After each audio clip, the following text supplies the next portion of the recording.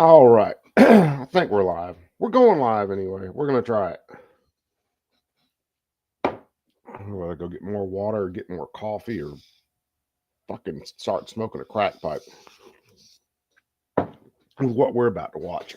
Anyway, so, just to give you guys a little bit of a rundown. I heard yesterday Biden was supposed to be awarding the Presidential Medal of Freedom to a few people, lizard people. And apparently rolling. So we're gonna look at this. We're gonna see what lizard people he awarded this Medal of Freedom to. And now, of course, I could just look it up and go over them, but it's much more fun to torture myself with actually watching the shit. So I thought I'd bring you guys along for the ride. Sassy, what's up?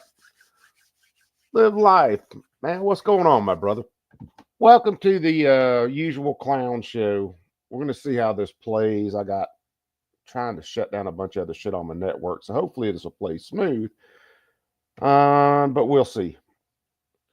Let's do our normal screen share. I think I got most of this other shit kind of squared away. So we're gonna see.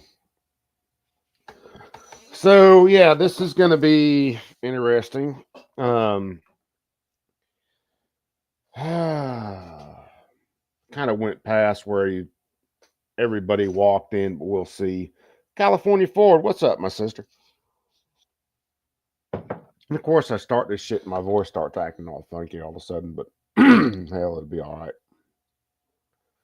You know what it is? I'm still haven't really smoked a cigarette in over a month, and I'm dying for a fucking cigarette. So yeah, that's fun. So let's see how this goes. Let's go ahead and crank it. Let me make sure the volume's up on this shit show. Oh, y'all ready? We're gonna do it. Well, good afternoon and happy New Year.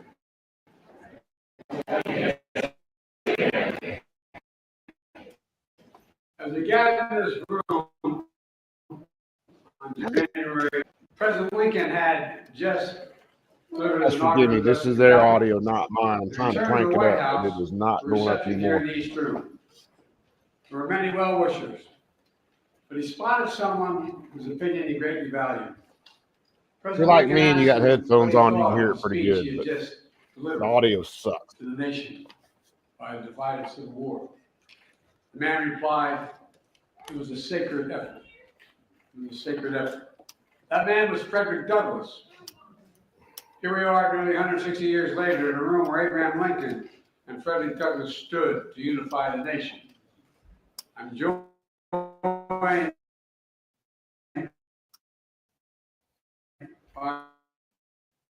Oscar incredible First Mike, Lady what's up, Jill. brother man? Lawyer, by the way. Happy New Year to you. Finally going to get to practice again. And for the final time as president, I have the honor of bestowing the Medal of Freedom on our nation's highest civilian honor on a group of extraordinary, truly extraordinary people. Tough to live and work. Gave, Yeah, I bet it is, California. Their sacred effort to shape the culture and the cause of America. So let me just say to each of you, thank you for all you've done to help us.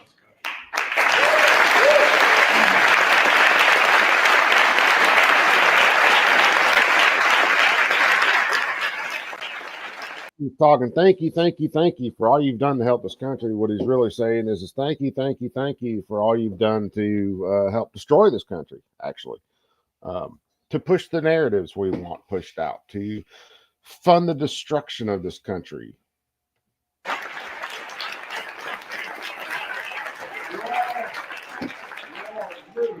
Embodied the nation's creed, e pluribus unum, out of many one.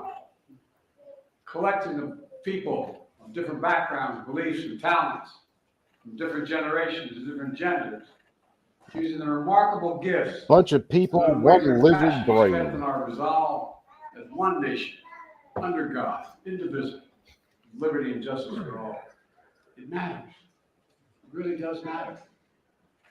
This cultural icon, defined statement, should be a dignified statement, humanitarians, rock stars, sports stars. You feed the hungry, you give hope to those who are hurting, and you craft. What do you say, Oscar Mike? 300,000 for organizations to go after conservative media and free speech. Sounds about right. Sounds probably a little low for what these people want to do. And yeah, California, and President Biden, you got to give it to him. He's not the only president who has allowed cheap labor to just overrun our borders. That's been a bunch of Republican presidents too. It's been basically everybody in the government. One side wants them because they believe they can control them and they'll eventually get votes out of them. The other side wants them for cheap labor. That's the way our government's operated for decades. The signs and sounds are our movements and our memories. You know, it's amazing. Your innovation, you inspire, you bring healing and joy to so many lives, otherwise wouldn't be touched. You answer the call to serve and led others to do the same thing. And you defend the values of America even when they're under attack, which they have been. Together, you leave an incredible mark. And I mean this sincerely, this group of you leave an incredible mark on our country with insight and influence. It's sad, Ford, but you're not the only one. In major cities and remote areas alike. Finding us closer as people and showing us that what's possible as a nation, nothing beyond our capacity. While representing your families, your communities, your ancestors with pride and appreciation at the same time. I'd also like to take a moment to recognize those honorees who are no longer with us, including the young man speaking. Kids rule in this house.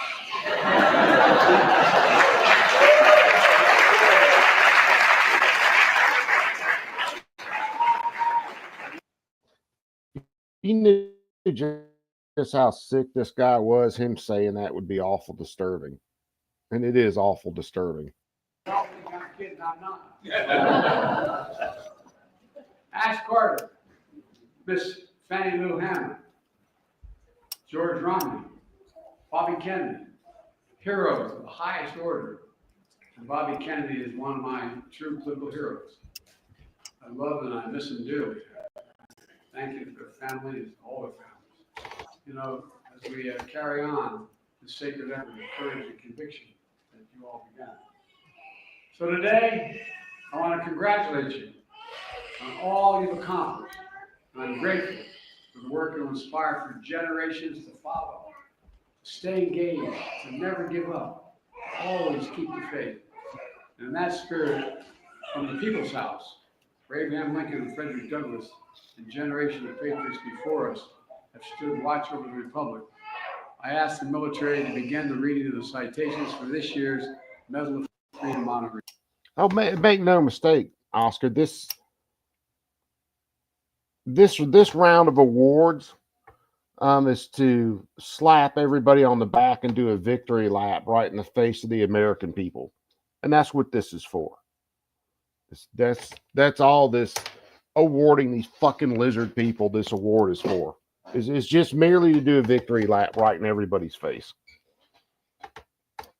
And you got people that are so uninformed in the United States. They'll clap to this and, oh, it's so great.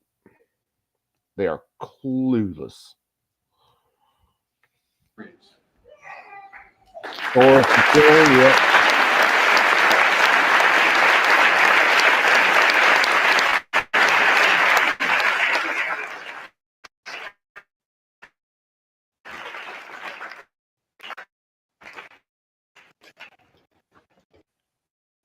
Jose Andres. I don't know why this audio is acting so freaking stupid, guys.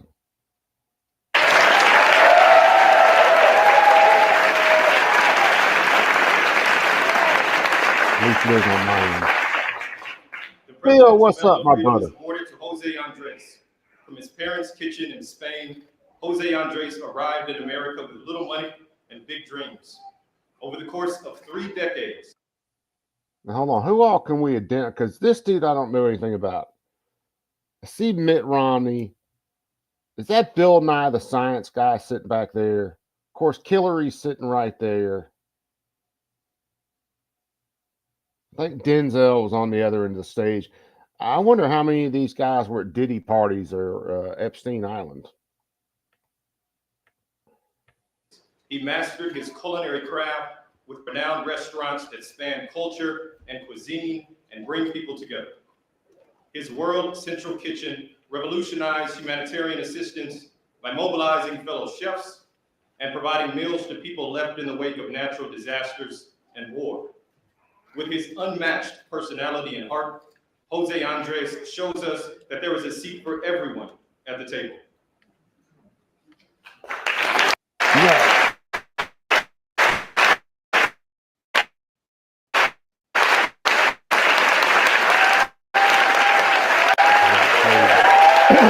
I wish I could say that some of these people were going to go to freaking prison, but I doubt it. I highly doubt any of these people will see the inside of a courtroom or ever see the inside of a prison cell.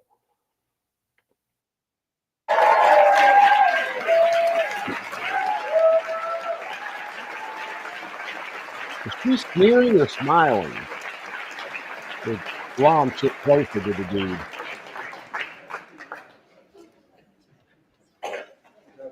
Looks like she's having a fucking fit.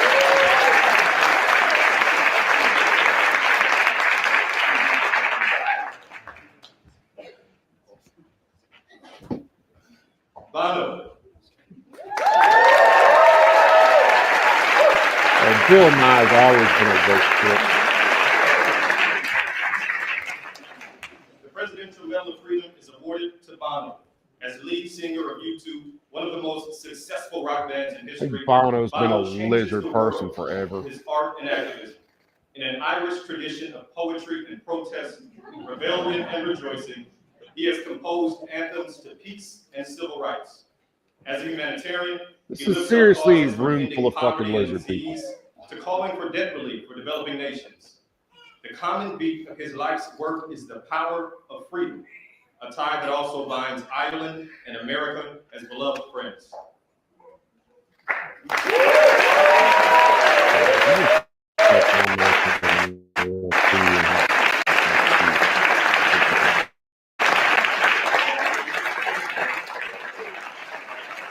Thought maybe this thing a little sneak.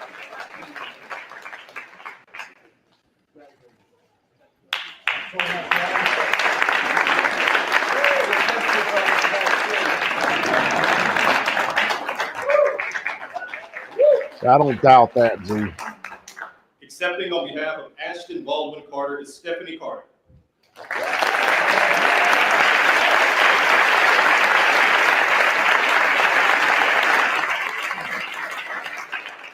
The Presidential Medal of Freedom is awarded to Ashton Baldwin Carter. A scientist turned Secretary of Defense, Ash Carter was a true patriot. Over 4 decades in and out of the Dude, I don't know Pentagon, what he it's was a going to leader, take for people to wake thinker, up to and this. strategist on critical issues ranging from nuclear non-proliferation, counterterrorism, and our sacred obligation to each and their families.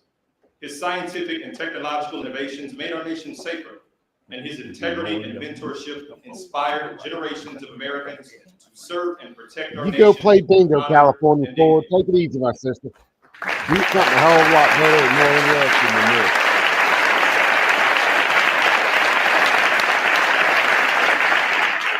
Oilers fan, what's up, brother?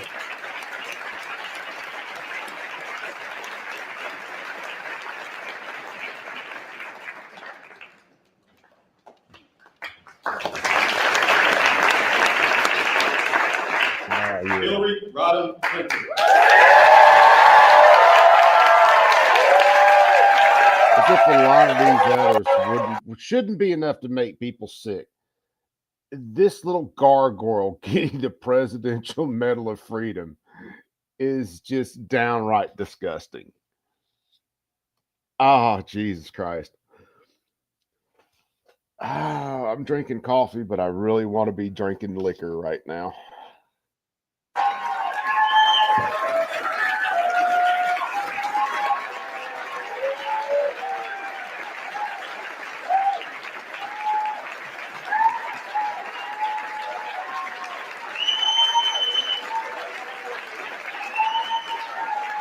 She's thankful that little gargoyle never made it into the White House. The Presidential Medal of Freedom is awarded to Hillary Rodham Clinton. Hillary Rodham Clinton is guided by the Methodist Creed, do all the good you can, in all the ways you can. As a lawyer, she defended. Did he just say she is guided by the Methodist Creed? Do all the good you can in all the ways you can. I think she got that confused with all the dirty shit you can possibly get away with. She is an evil bitch, dude. She ain't even a witch. She is an evil bitch. Cankles and all. The rights of children. As First Lady, she fought for universal health care and declared women's rights are human rights. As Senator, she helped New York rebuild after September 11, 2001. As Secretary of State, she championed democracy worldwide, and her nomination for president broke barriers and inspired generations. Through it all, her career has been dedicated to an eternal truth. America's ideals are sacred, and we must always defend. She let a lot of good people get killed and then said, what difference does it make?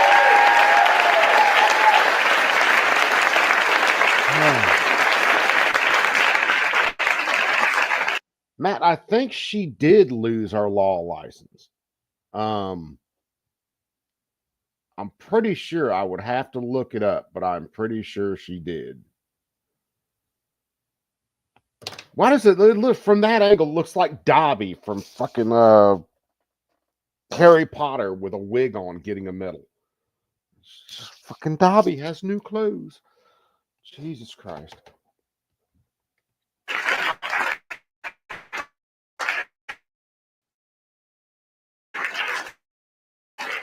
Sorry, Dob. We didn't mean to demean you. Just saying.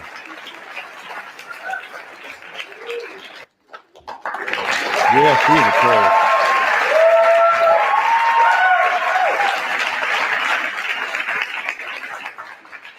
Michael J.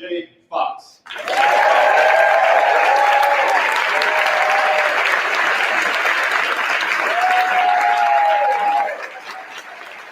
Man, that Parkinson's tearing Mike up.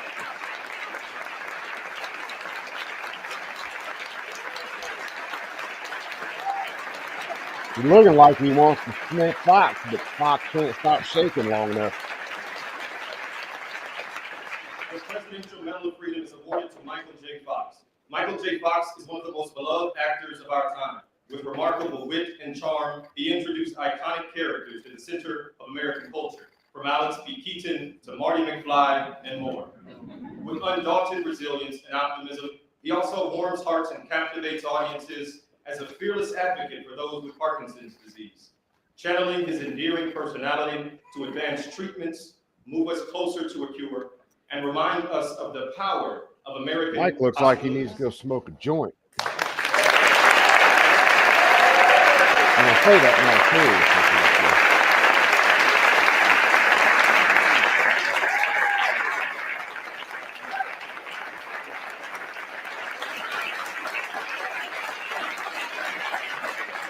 My Clune, Goon, my brother from the north. What's up?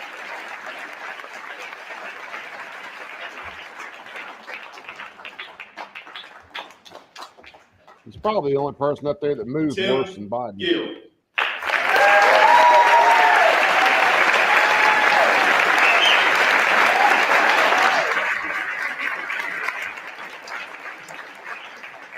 The Presidential Medal of Freedom is awarded to Tim Gill, a leading philanthropist and civil rights leader. He was messed up Tim from Gill drugs. advances the cause of equality for the LGBTQ community in America and the world. A visionary entrepreneur, he has helped lead the fight against HIV/AIDS, laid the groundwork for marriage equality, and so much more. His strong character, unwavering resolve, Dude, I haven't paid a lot of attention to Fox in fighting for love and equality for all, forever. make him So, a key figure in our nation's I mean, story. last I looked at, he was a decent person. Being up there with all the lizard people. I don't know. Of course, now they will. I'll say this. So when they do their little lizard people ceremonies like this, every once in a while they will throw someone up there who is generally a decent person, and genuinely is probably not involved in all their horse shit cabal, to kind of give some legitimacy to a ceremony. Because, but I don't fucking, how do you have a ceremony with people like Hillary Clinton there and add any legitimacy to it whatsoever? Um, yeah, if that's what they're trying, yeah, it ain't working.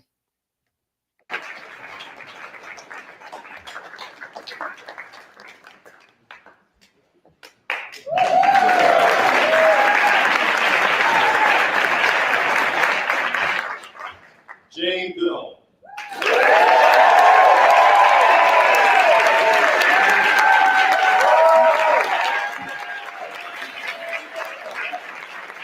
They can get all these good out and live with fucking orangutans or something.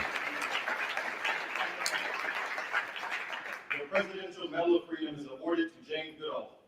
From war-torn England to the jungles of Tanzania, Dr. Jane Goodall's childhood passion for animals led her to explore wildlife in Africa. Her groundbreaking discoveries of chimpanzees challenged scientific convention, reshaped conversation methods, and redefined our understanding of the connection between humans, animals, and the environment we share. Jane's activism, vision, and message of hope have mobilized a global movement to protect the planet. Above all, Dude, okay, Jane Goodall, I believe, shit's been forever since I paid attention to her. I think she's done some really good research. I think she's an absolute climate wacko. That being said, one car fast. What's up, brother man? Is it just me, or is everybody up there who gets this medal just keeps getting creepier and creepier the longer they sit on that fucking stage? I mean, oh, what's his face who just pranced up there and got the medal just keeps getting creepier and creepier and creepier. And maybe it's just me noticing shit in the background, but damn. she has taught us that when we search for humanity in the natural world around us, we discover it within ourselves.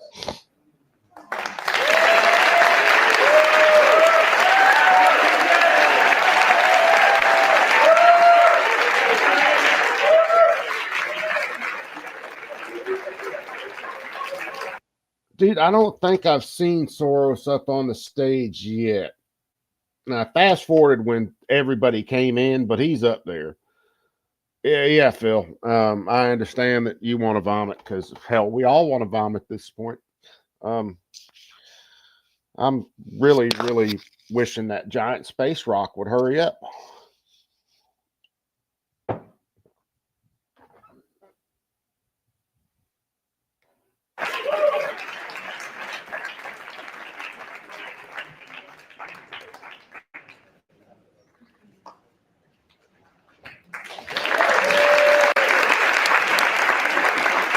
That's not Soros right behind Biden, is it? To his right. The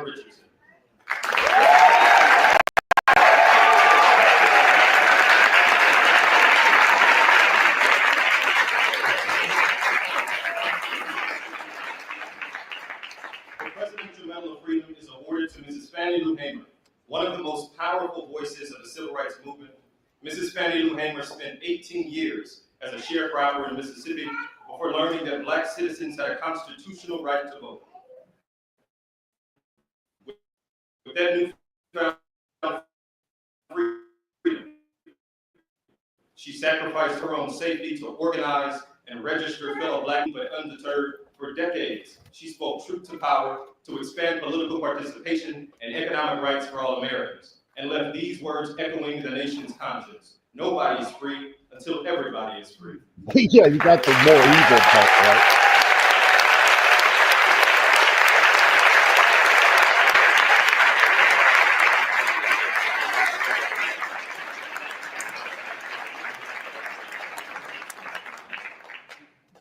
And she's one of the ones I say that's where they try to add some legitimacy in.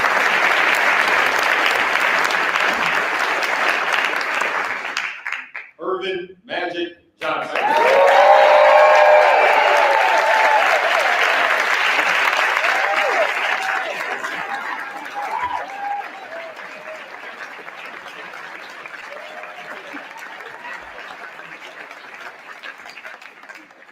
Presidential Medal of Freedom is awarded to Irvin Magic Johnson. With unmatched vision and versatility, Irvin Magic Johnson drove the Showtime era for the Los Angeles Lakers. 5-time NBA champion, 3-time MVP, 12-time All-Star, Olympic gold medalist, and the Naismith Hall of Famer. Under the same bright lights, his honesty about his HIV status shattered stigma and saved lives.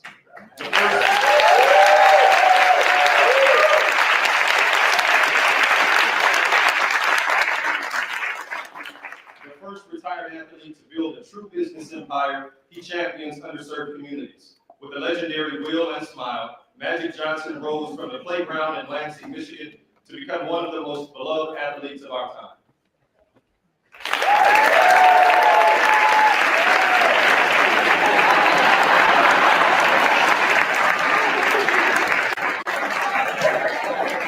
Magic, dude, that ain't a good look for you in front of Biden.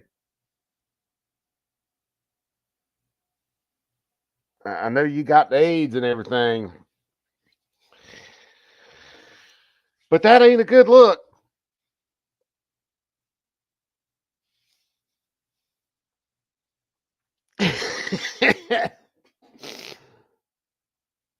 Woo, yeah. Well, Bill Nye's all into it. Hillary's smiling.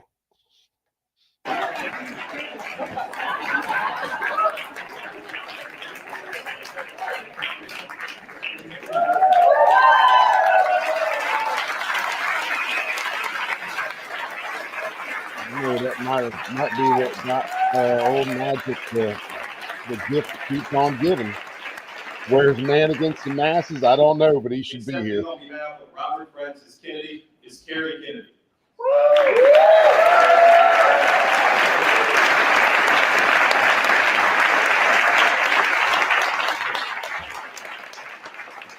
The Presidential Medal of Freedom is awarded to Robert. Everybody Francis up Kennedy. there is going to be a Born fucking Democrat. into a Still, family of man. service, Robert F. Kennedy forged the path toward freedom that endures today.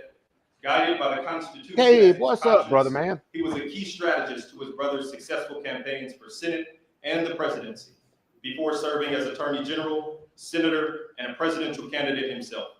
Magic Johnson got it just for being that Democrat shield, he focused the nation's moral compass on the cause of civil rights, the dignity of the poor, and the ripples of hope we can each cast as we choose not division, not hatred, not violence or lawlessness, but love, wisdom, and compassion toward one another.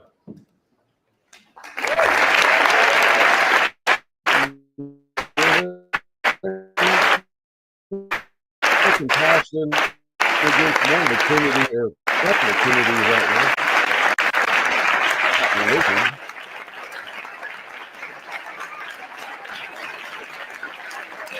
He looks like he's going coming off his face. He just doesn't know how to control it yet. And even not a Kennedy, stand up.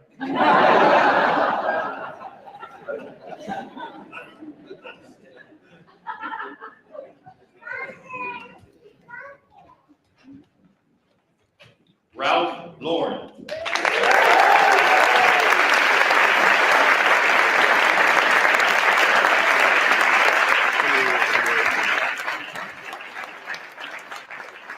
The Presidential Medal of Freedom is awarded to Ralph Lauren. The son of Polish immigrants and a U.S. Army veteran, Ralph Lauren transformed a small necktie business into one of America's most iconic brands, leaving a lasting imprint on the world of fashion, fragrance, furniture, and beyond. Throughout it all, he remains a dedicated philanthropist, including fighting to end cancer as we know it.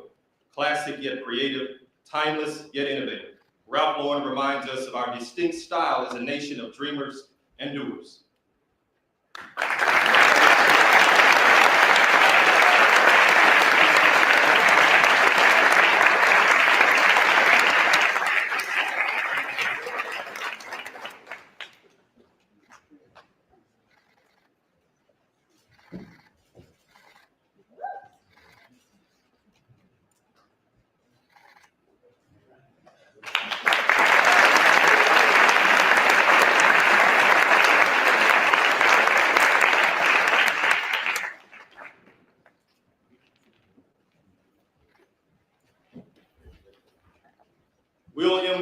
Sanford Nye.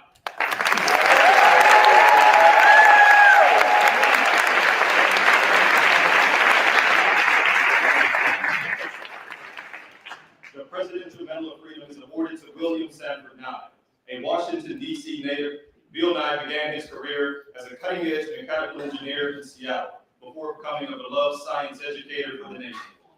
Earning 19 Emmy Awards for his energetic experiments on television as Bill Nye the Science Guy, he also earned the trust of millions of children and families.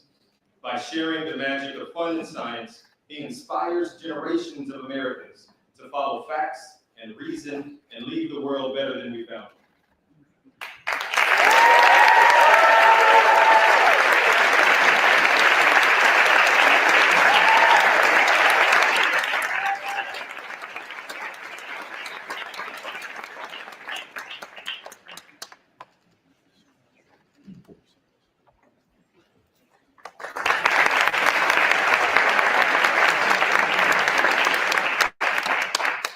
Accepting on behalf of George W. Romney is Mitt Romney.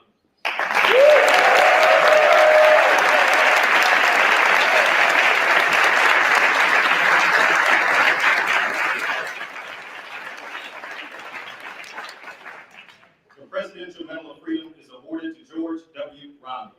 Born to humble beginnings as the son of Mormon missionaries, George Romney developed a deep belief in the idea that everyone deserves a fair shot at the American dream. As a respected auto executive and three-term Republican governor of Michigan, he served as Secretary of Housing and Urban Development, advanced civil rights, tackled poverty, and stood up for everyday Americans, embodying an enduring faith in God and a love of the country.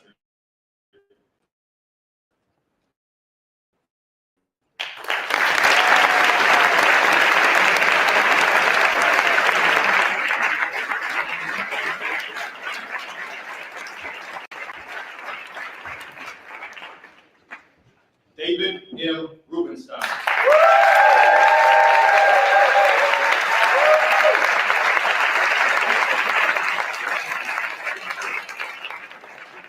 The Presidential Medal of Freedom is awarded to David M. Rubenstein. From a working-class family in Baltimore, David Rubenstein has become a renowned leader in business, arts, and culture. After serving our nation on the staff of the Senate Judiciary Committee and in President Carter's White House, David went on to become a transformational business leader and philanthropist, from advancing cutting-edge cancer treatment to restoring our nation's monuments. His leadership reminds us that at our best, we learn from, preserve, and share our history so that everyone sees themselves in the story of America.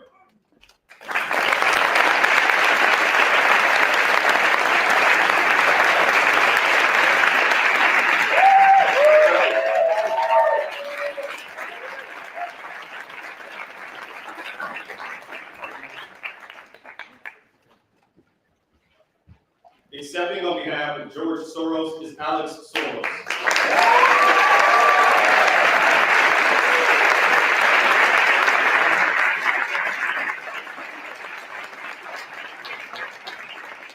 The Presidential Medal of Freedom is awarded to George Soros.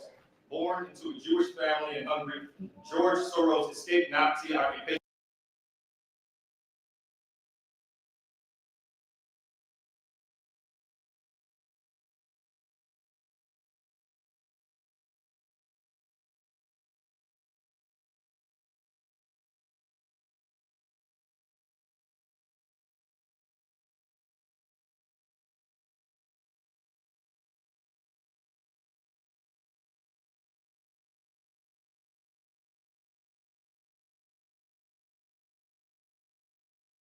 To build a life of freedom for himself and countless others around the world.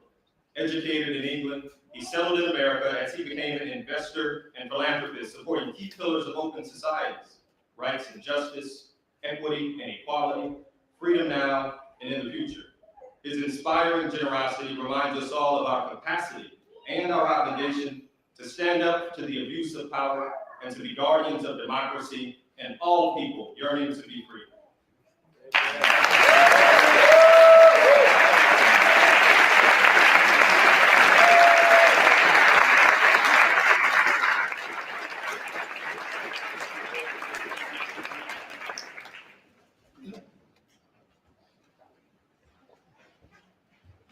George Stevens, Jr.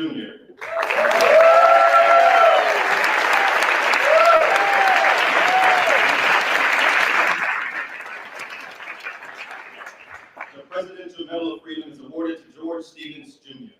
Born into an entertainment family in Los Angeles, George Stevens, Jr. found his own purpose as a storyteller. As a young aide in the Kennedy administration, he produced hundreds of documentaries that championed freedom and democracy. He then created the American Film Institute and Kennedy Center Honors, lifting up the arts and artists at the heart of American culture. In a career spanning 7 decades, George's creativity, vision has helped redeem the soul of a nation founded on the power of free expression.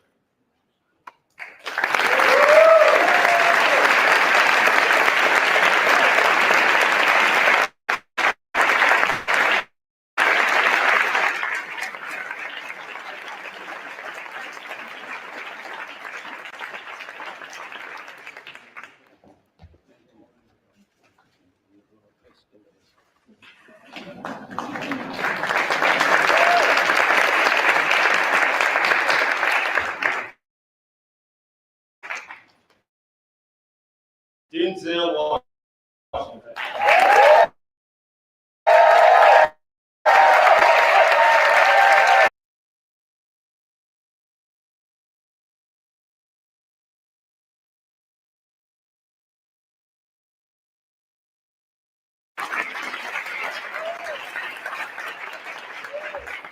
The Presidential Medal of Freedom is awarded to Denzel Washington.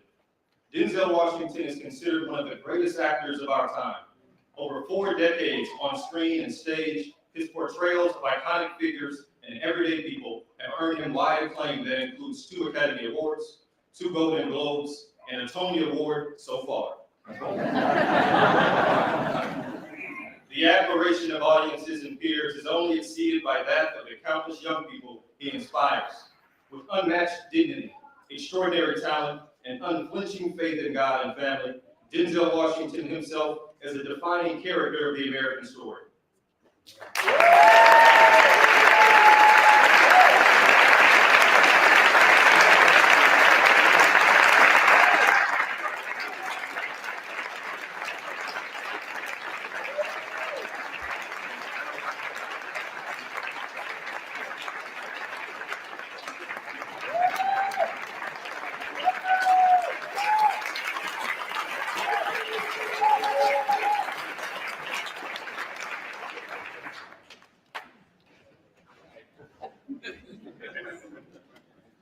Anna Wintour.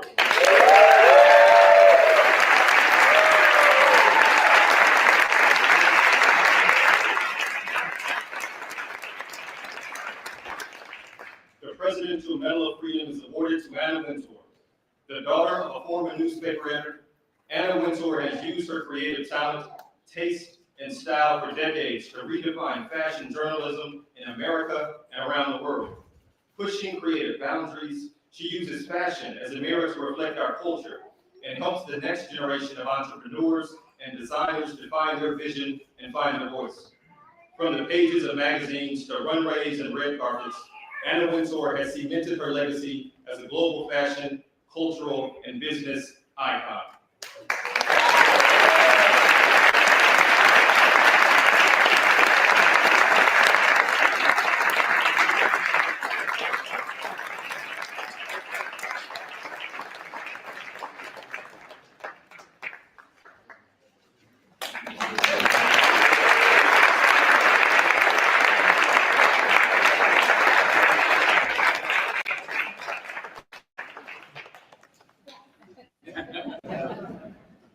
Okay, I'm back.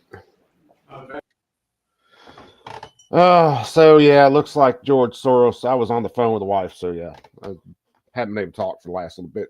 Yeah, George Soros' little cut out son up there that's receiving his medal for him. I was wondering why I didn't see George's little gargoyle ass in the crowd.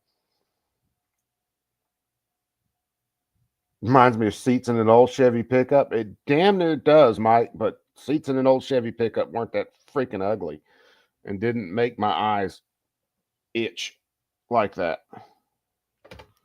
Hold on, what am I hearing?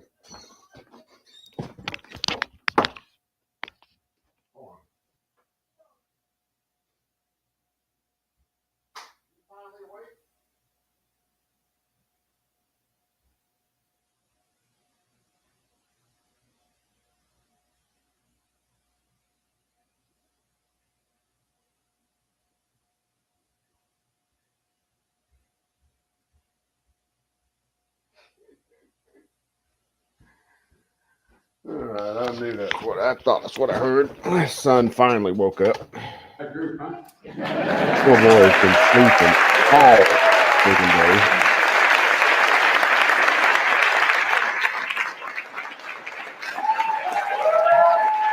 Those Diddy's medal, yeah, they're hanging on to that one. I guarantee if Diddy wasn't in jail right now, he'd have got one too. Would have been all about some Diddy medal.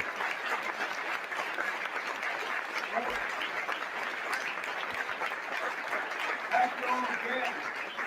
Thank you to your families for. I tend to wonder how many people getting those medals were on the Epstein flight logs. I really want to, really want to know that.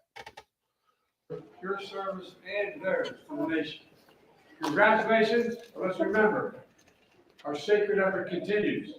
We have to keep going. As my mother would say, we got to keep the faith. God bless you all, and may God protect us. Please enjoy the reception. God bless you all.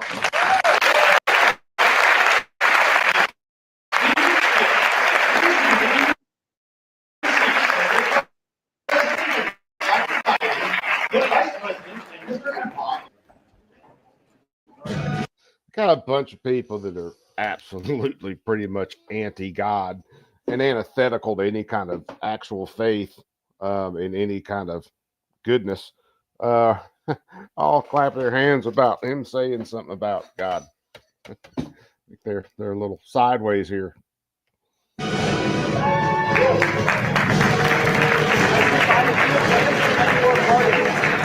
you honor your campaign pledge to release all marijuana debates?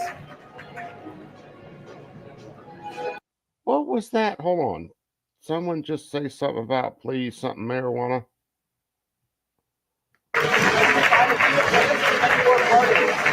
Will you honor your campaign pledge to release all marijuana debates? Oh, will you honor your pledge to release all marijuana inmates?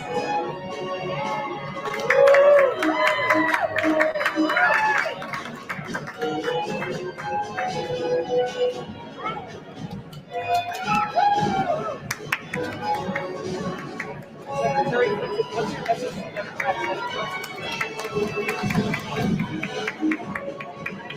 Talk about slapping.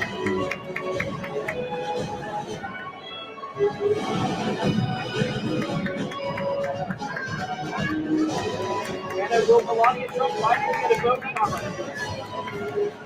What does this dude keep saying? Thumbs up or thumbs down?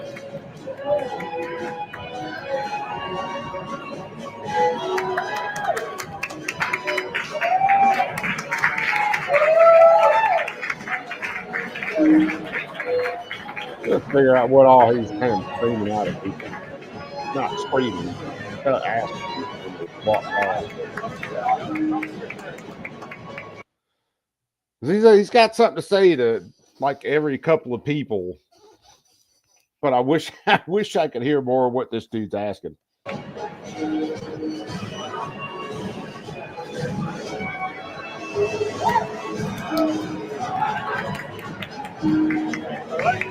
They ain't got nothing for Bono. He had something for Soros.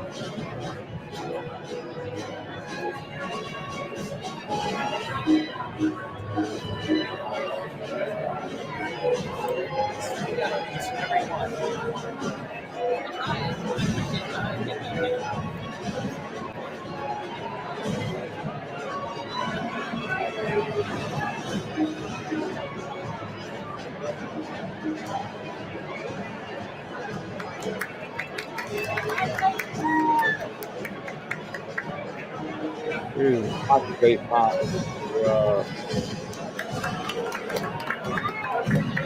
I really do hate that. How are you feeling? How are you feeling?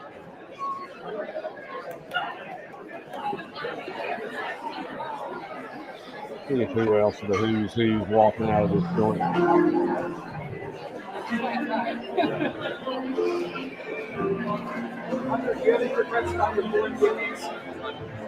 Oh, Hunter Biden. Hold on, what's little buddy talking about the Hunter Biden?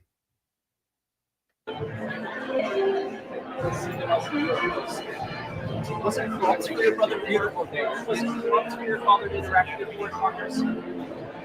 I wish I could hear what that little cat's saying. I'm pretty sure that wasn't exactly real friendly with Hunter. Unless Hunter's out there. What the hell is that walking out of there? Dude, is that a Wookiee?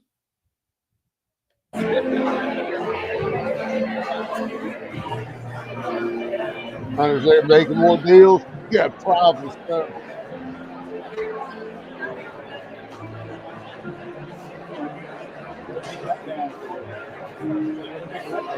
Ronaldo's better.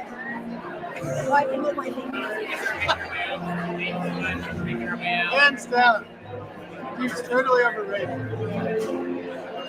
Wow, gosh. I hope I did not get in your shots. Oh my You did god. a few Oh times. my god. Like this is my last intention. It's so hard with like the level and height and everything. Yeah. Oh god.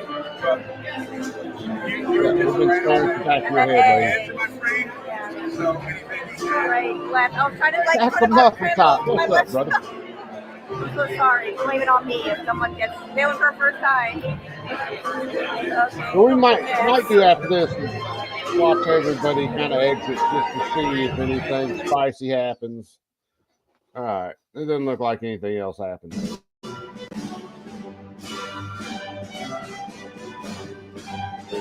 This, I guess, yeah. Let me stop sharing that. And I'll tell you what. Let's open up the floor. And anybody who wants to come shoot shit can shoot shit. And we'll just hang out and do our thing for a little bit. And then give me about a minute because I'm going to hit the restroom real quick. I got to go puke after watching that horse shit. I'm going to throw my shoes up.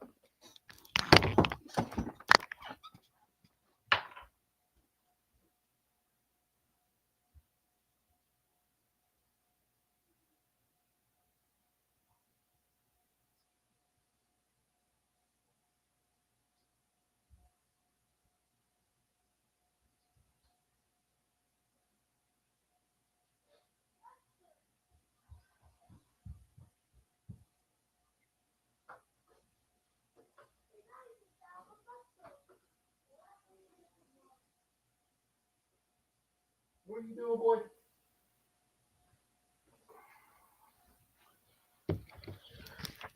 So yeah, that's good old Joe Biden, Uncle Sniffy himself, just making an absolute mockery out of any kind of presidential medals, which they've been a joke for a long time. But if this doesn't prove to you that they're an absolute joke, well, you ain't been paying attention.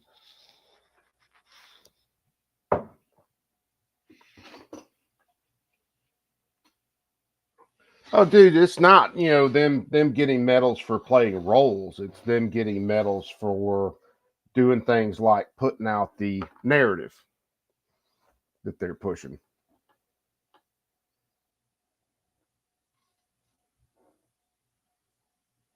Have you picked out a hook yet? What do you mean, Z?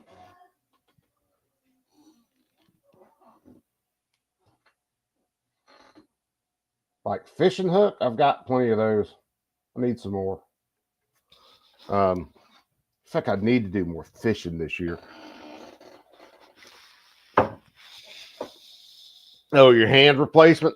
Hopefully when I do have surgery on the 9th, and hopefully they can get this fixed. I have got a lot of the movement back and a lot of the dexterity.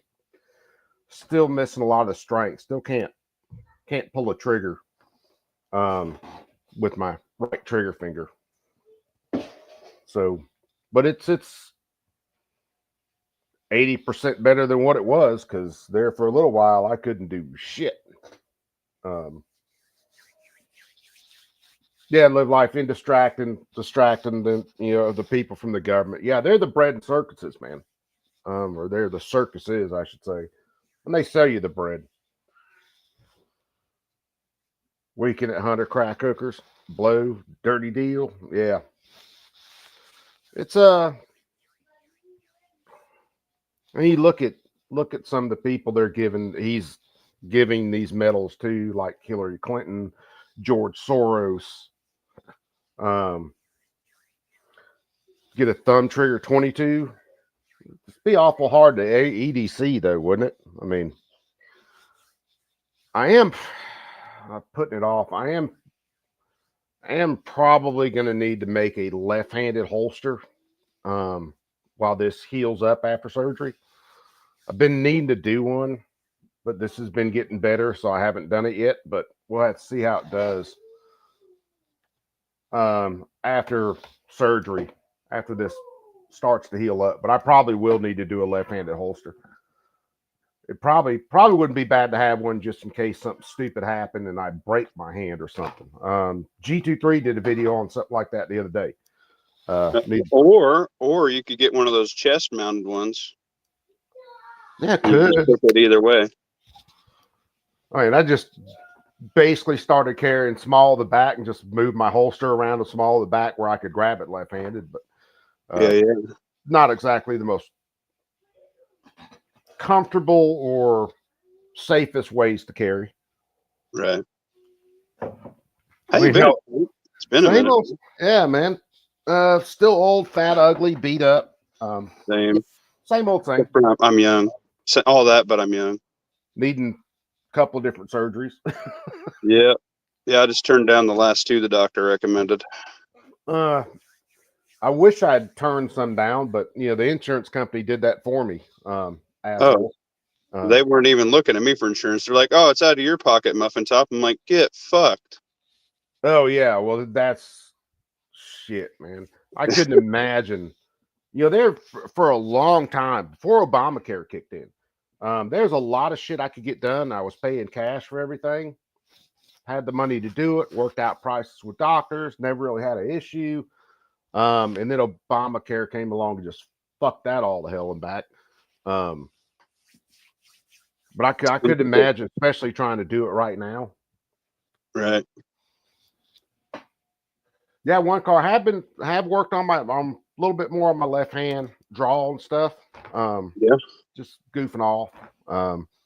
I'm decent shooting left-handed, so I hadn't worried about it a whole hell of a lot. But in between that and back and leg and all the other shit, I haven't had the real drive to get out and actually do any training. I'd look like Michael J. Fox trying to do it. Right. I'm just 100% saving every round. I'm only like running dry fire and like snap caps. Like I want to pick up a Mantis Blackbeard pretty hard so I can run the AR. Dude, it's I'll be honest, I'm way better with my pistol than I am with my AR. Granted, that's probably what I'll use, in my life, if anything. But yeah, well, it kind of depends on. It's all situational, Right. If I'm in a situation where it's kind of shit hits the fan, especially defending territory and things like that, I'm going to be on long gun. Right. I'll have a bolt action. If I'm trying to run incognito on stuff, of course, I'm going to be running my standard EDCs, which is typically going to be a handgun, but I'm going to have that long gun in the truck too. That handgun's going to be enough to get me to that long gun. If it's just standard home defense, I could go either way. It just depends on what's near me. I can reach up there and grab a handgun, or I can reach right back here and pick up an AK. So it kind of depends. Right. But it's I think after everything that's been happening, obviously all the events we've been having, like the first 3 days of 2025, I think going super duper gray man is going to be very relevant and prevalent for most people. You know what I mean? Oh, dude, there's no doubt that until things really kicked off and went live, gray man, super gray man is the absolute way to go. Have your stuff ironed out, have your skills ironed out. Don't be walking around all tactical. No block-tard shirts, no grunt-proof shit. Yeah. I hate to say it because it's America, but maybe not even like an American flag hat. Just no Browning shit, no hunting shit. Just a flannel or a Carhartt, man, and then like a Bass Pro hat, like as simple as it can fucking get. Yeah, You know what I mean? simple, vanilla, plain Jane as you can possibly go. Yep. There's stuff I'll wear on stream, some JSD stuff and things like that, which for the most part I won't wear a lot of that stuff out in public. Even my SDI stuff. Now I have every once in a while worn it out in public, but for the most part, I'm standard run-of-the-mill plain Jane t-shirts. Some of my work shirts are going to be like USA shooting stuff because my father-in-law gave me a ton of fucking USA shooting shirts that I can tear up. Right. But I try to stay as plain Jane as I can possibly get. 100%, dude. I think that anything, like, you don't want nothing on you because, like, if something goes down, they're gonna be like, "Oh, look at this dude wearing a Deadpool shirt, or a Batman shirt, or this grunt proof shirt." You're gonna be plastered all over fucking everything, and just don't be a target, man, at all. Yeah, I think the same way about that as I do like stickers on a vehicle. Yeah, I don't put shit on my vehicles. Nothing. If you look at the back of my truck, you'll see a decal there for one of the shops down here that does mainly just bow and arrow stuff. Mm-hmm. And that's the only thing you'll see on my truck. You won't see Glock stuff. You won't see AK stickers. You won't see P80 stuff. You're not going to see a whole lot of just gun shit on my truck. You're not going to. To me, those are just checking off, drawing targets on yourself. Right. I agree 100%. I see a lot of guys rolling with the Glock sticker, or they've got, you've got the stick figure family, where they've got the gun family, where they've got a couple rifles and a couple. Dude, even the stick figure family. I've seen one. This gal got robbed because she had her husband was a soldier and 2 kids. Well, what's the odds that guy's deployed? Probably fairly high. That was dumb. Anything like that where you're drawing that distinction with yourself is absolutely stupid these days, at least in my opinion. And that's opinions are like assholes and everybody stinks but mine, but that's been my opinion for a long time. Oh yeah, bro. It's just, I agree. You gotta think, if I'm a criminal, I'm walking around out there and I'm trying to figure out who I'm going to rob, who I'm not going to rob, and people will go, well, if I have these gun stickers, they're not going to want to rob me. No, they'll just follow you to your fucking house and then break into your house when you're not there. Right. To steal your shit. Exactly. It's, why I do enough shit to distinguish myself on other things. I don't need to distinguish myself and draw more targets on myself. Just don't need to. Agreed. I 100% agree with that. There's enough out there to use against me besides just telling everybody, hey, come rob my ass when I'm walking around the middle of the street, Right. Or, hey, shoot me first because I'm going to be armed. Right. I'm packing. Yeah. I want no advantage. I want every advantage I can get and nothing taken away from me. That's it. That's one of the reasons I never thought I would carry appendix, but that is really and truly one of the reasons I went to carry an appendix, because one, it's not as noticeable. It doesn't print as bad as other carry methods, but it gives me way more control too. Yeah, I like appendix. Too bad I'm too fat. Well, no, dude. Have you ever? I can get it in the crotch elbow, and that's why if I had like a 43X, I'd totally do it. But I got the old muffin top, so I can hide anything under it anyway, so it don't matter. Dude, in all honesty, have you checked out Fat Tack holsters? Yeah, I've checked them out. I haven't picked one up before, but I have heard good things about them. Yeah, you gotta check out Josh and him. Yeah, I watched his channel. He's a good dude. He seems like a good dude anyway. Hell, I thought about getting one of the fat tax. Just do it. I got to check with him and see whether if any of his will fit like my standard polymer 80 that I carry. Right. Yeah.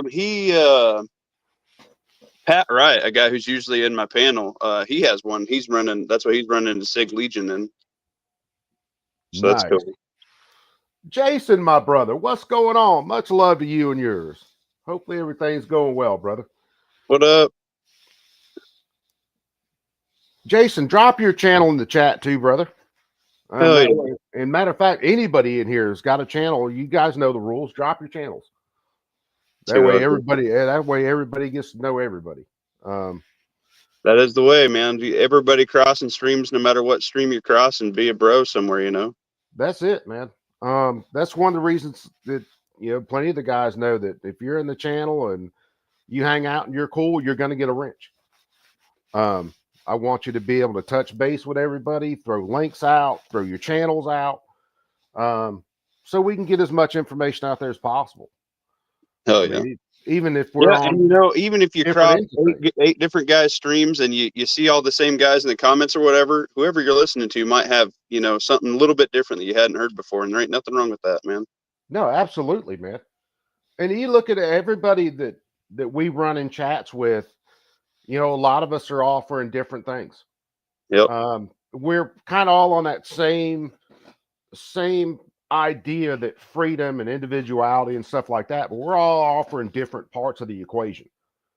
You don't see me running a bunch of prep and stuff. I typically don't do a bunch. I'm working on some and getting more into it, but yeah, I'm not your running gunner, bro. There's plenty of guys doing that on YouTube and they get all the views. I'm freaking canning and stacking food to the rafters, bro. That's my jam. That's what I'm about. Yeah, and it's awesome. You look at some of the guys that we follow that are more into maybe some prepping, but more into conspiracy stuff and digging into the weeds on that. I'm more into a lot of the legal end on stuff, and then gun building. I mean, it's just we cover all aspects of it. And I mean, it's awesome. Jason's another guy who covers a lot of it too. Does a lot of the prepping stuff. I mean, he's busting my chops because I don't have a bug out plan, and that's probably a weak point in my planning, that I don't have a bug out plan. I got a bug in plan. Yeah, you should have. I would recommend, my number's always 4 and 10 on my streams, right? I think if you had 4 bug out locations, and it could even be as simple as parking a fucking pop-up camper, you bought online for $500 with some food and water in it, Yeah. You just park it at somebody's house or their backyard or something. They don't give a shit. That's all it needs to be. It don't need to be crazy.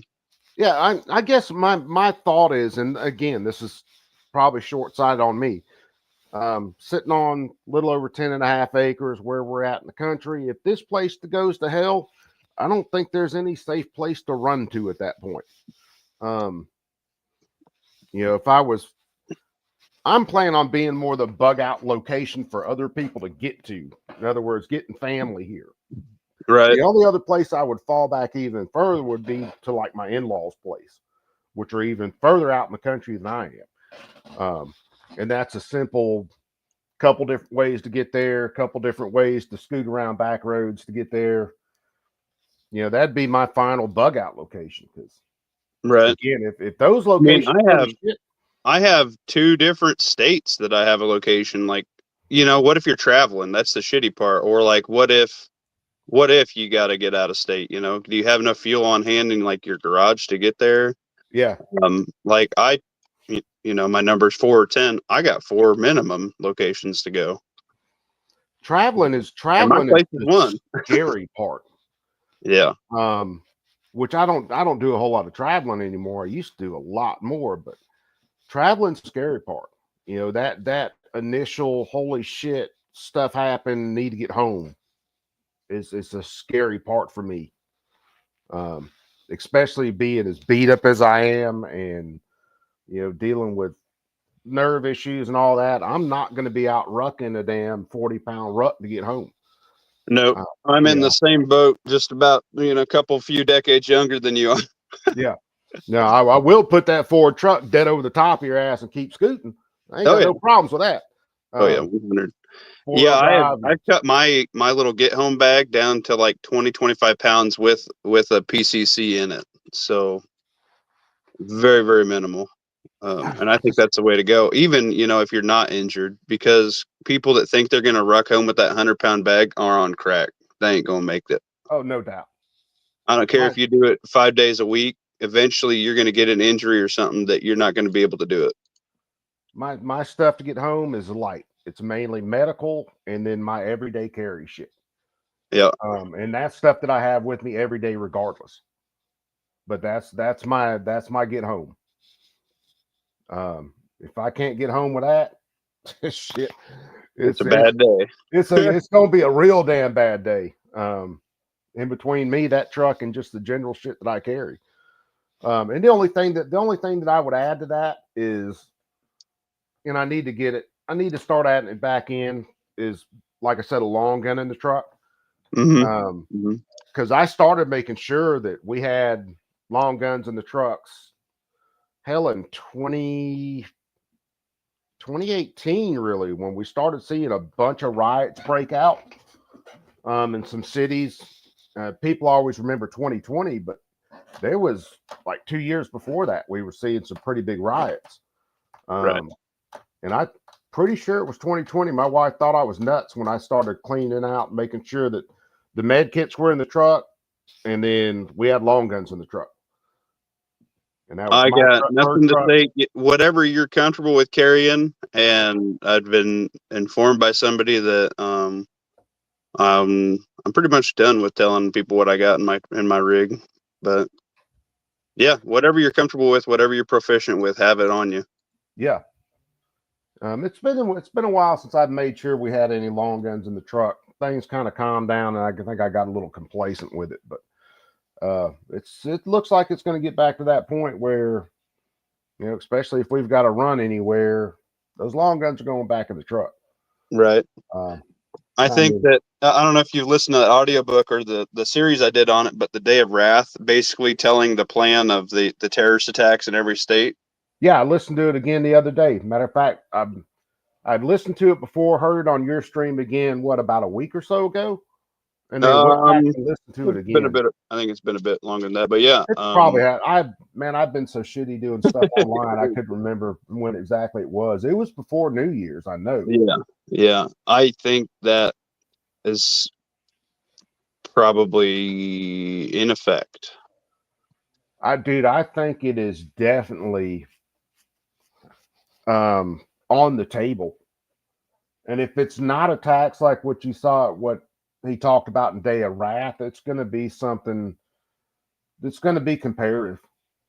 Yeah, I mean, look at the first few days of the year already. We've had bombs on trains. We've had guys with 150 pipe bombs. We've had a plane crashing into a building. We've had shootings in different places just using a truck, man. How much simpler could it get? Are you going to look at every damn vehicle like it's a threat? Oh man, You can't be that turned on. 25, it has not disappointed so far. Right? Yeah, that's what I'm saying. Yeah. Like it can be so simple, just a vehicle, bro. And it's going to get crazier. I mean, I agree. What we've seen so far hadn't been anything yet. Because I don't think we've seen near what 2025 is going to be. And even with the craziness we've seen so far, it's unfortunate. But if you look at, especially with the people that we've seen or we've heard about come across the border in the last 4 years, we ain't seen nothing. 100% agree. If you pay attention to Sean Ryan's show, if you watched the last time that Sarah Sanders was on there, and talked about all the terrorists that are in the United States already, that are already trained, and they're just waiting on the go. Yeah, they was in October 7th. They went into the Syrian war. They trained 10,000 guys. So we got guys that got a couple battles under their belt on top of their training. They're proficient. They know what they're doing now. Oh, no doubt. They're here, bro. Yeah, that's why we look at some of the stuff like the idiot attack down in New Orleans, and people are, oh, it's terrorists. No, that wasn't. the terrorists that we have inside the United States right now, when they attack, You're gonna you're know. going to see professional attacks. It's not going to be the one-off. Oh, I ran over someone with a truck. No, It's gonna be kids it's because that's our weakness here, and they don't care what they do. They're just looking for the biggest mental impact and to get on the media so it spreads far and wide. And it's gonna activate anybody who's semi-radicalized, anybody in that religion sphere. They're all gonna pop at the same time, bro. kids are definitely on the table. Now, I don't know whether they pop all because in this, like Sarah was talking about on the show, I don't know whether they pop all at one time in a coordinated attack or whether they stack it to where certain amount of attacks go on one week, they give a little bit of recovery, and then they lay on a certain amount of attacks again. Um, we're not quite sure how that's going to take shape. Now, I mean, we do know though that what they will do in a lot of cases is start an attack, let first responders start to get to the scene, and then hit them. Uh-huh. And I do believe we're going to see a lot of that too. I 100% agree. Because I mean, It's it's going to be an interesting time in our. I mean, we are already living in historic times, but the no amount of doubt. historic events we're going to see in the next couple years is going to be insane. Yeah, this year is going to be sure enough a busy year, I think.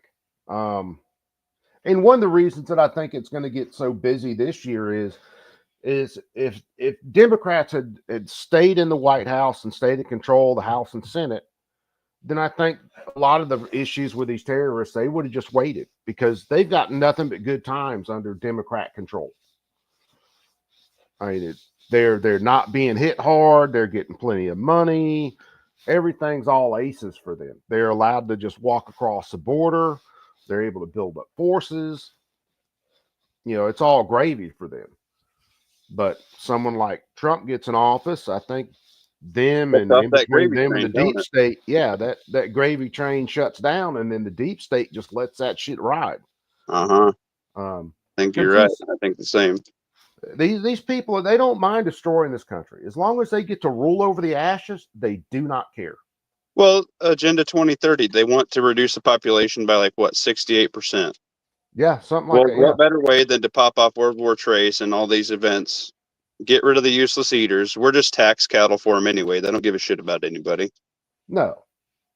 And what they'll do in a lot of cases is when some of these attacks happen, I mean, they'll just use it to pass more laws, to take more freedoms, to gain more power. They don't 100. care. It's all upside to them. No, they got a plan. Matt, what's up, my brother? But yeah, they've definitely got a plan. I mean, Yeah. we're not going to see anything. If you see, I'll say it this way: if you see something that's half-assed, just realize that's not the main body. That's more than likely something that's peripheral or not even related. Or copycat, or Yeah. just some dude's wet dream. I agree with that. Ron, what's up, my brother? Dude, I still got some shit to mail out to you. And I've been dragging ass, man. I'm sorry. Chessboard, what's going on, my brother? But yeah, if you see something like the New Orleans attack, something's completely half-assed, it is not connected to the actual terrorists that are in the United States right now. Right. I think that one was to take our focus off of the Sean Ryan interview, dude. It very well could be. Because the media was only covering that story and nobody gave a shit about the other one for a minute until basically the Sean Ryan show, It's and now nobody's talking about that one. that dude rolling out like he did in the as far as the attack in New Orleans. Do I think it could be complete coincidence? Yeah, it could. However, even if it's complete coincidence, would the media use that to basically throw shade on this other attack? Hell yeah, they will. They're never going to let an opportunity like that pass. Right. And remember, I mean, I think that they're trying to pull at our heartstrings and everything like that, and I think they're going to go ahead and let the old T-Man in because he's the only one who's going to get enough people to actually sign up for WW Trace on our end. So I think they need him to get, the rough and tough and patriotic people in. Well, they'll definitely use it. Because again, dealing with these people, the leftists and the statists in the United States, they fully believe they're at war with us. We just haven't got that shit figured out yet. So it's not just a single plan that they have. It's like any battle plan. You have contingencies. So if Biden wins, then they just keep pushing along, just like everything, keep the agenda rolling. If Trump wins, you let Trump firmly get established, let him start beating his chest, and then you just fucking let it go. And then, of course, the terrorists, again, they're not getting their slice of the pie anymore. So there's no downside to them kicking shit off.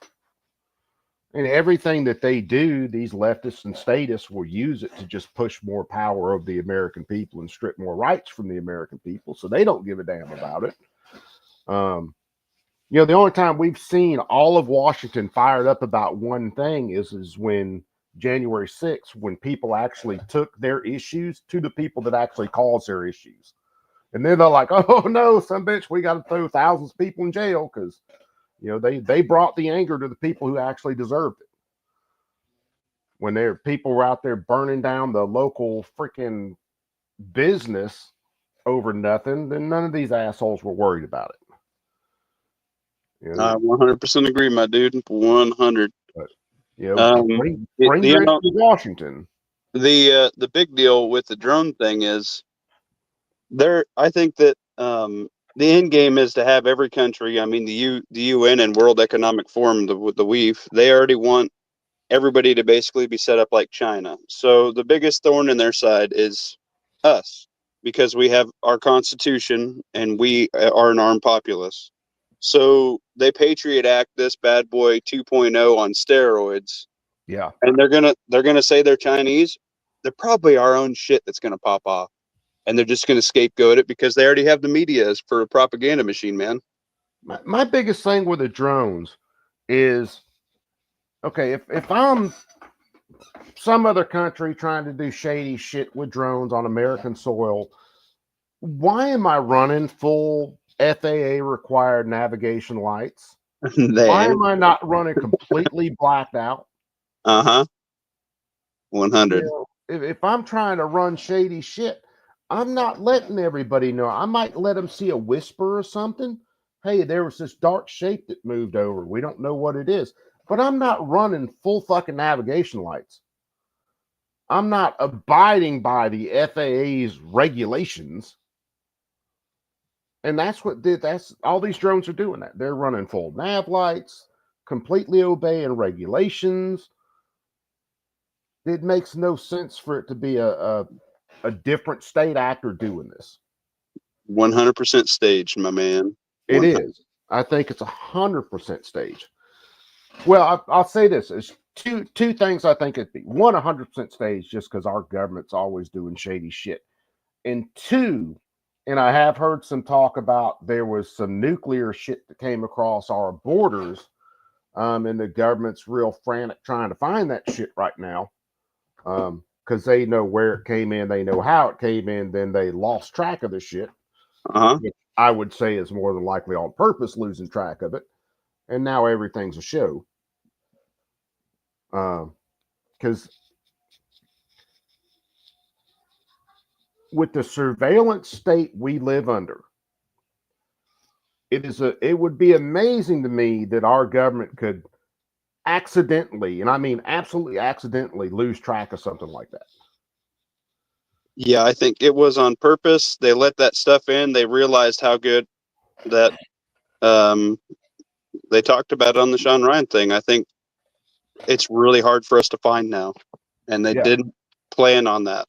I think they thought maybe it was more conventional, and now we're having a problem. It's well, Sean Ryan they hit on at the end of the show with the man-portable, anti-aircraft missiles brought in. And we can't find them. one, I'm amazed with all the anti-aircraft, with the Stinger missiles and other missiles that we left in the Middle East that we lost, and I mean through the decades, because hell, we were giving them to the Mujahideen years and decades ago, when they were fighting the Soviets, and we lost track of a bunch of those, all the way back then. So it's amazing to me that we haven't been bit in the ass in the United States by some of those missiles so far.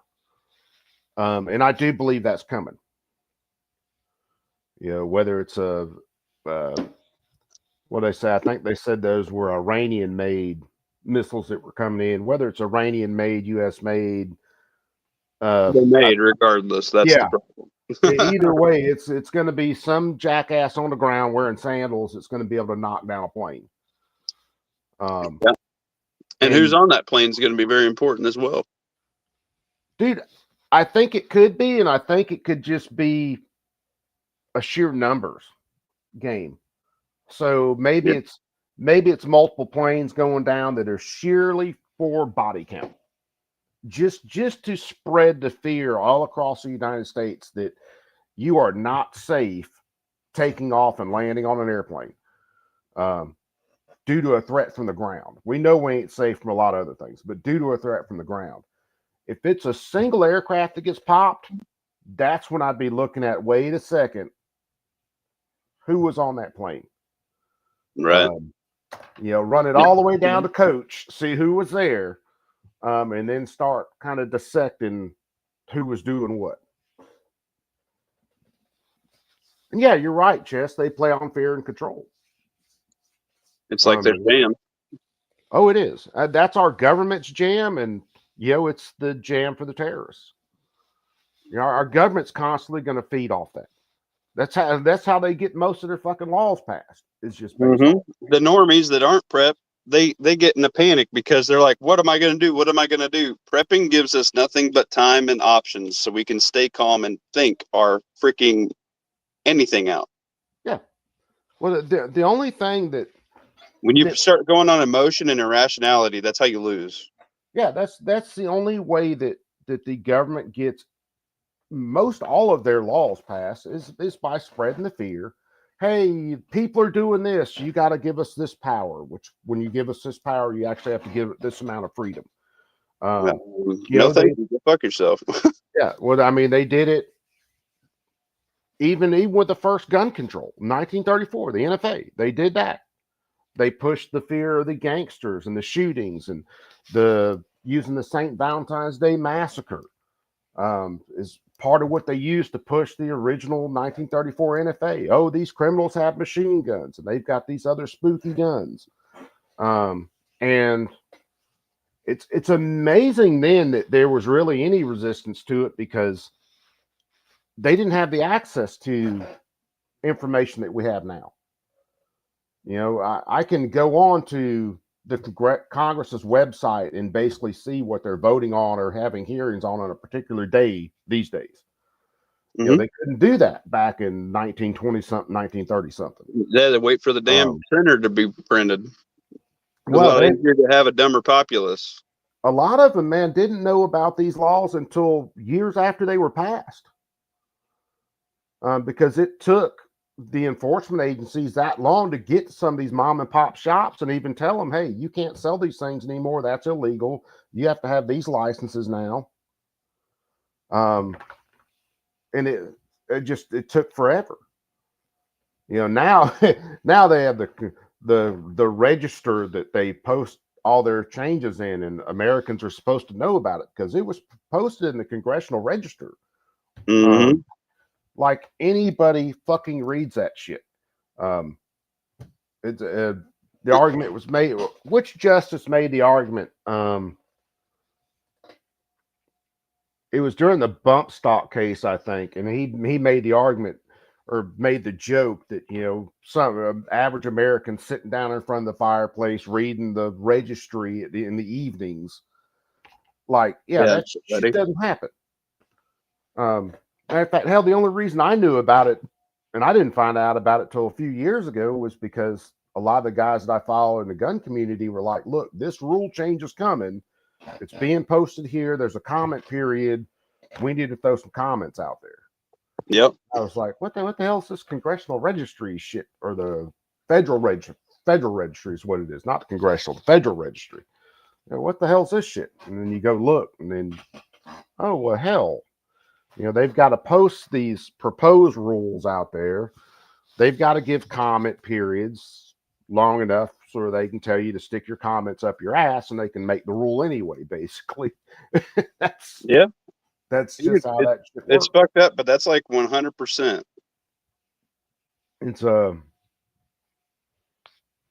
It's always amazing to me to watch this stuff.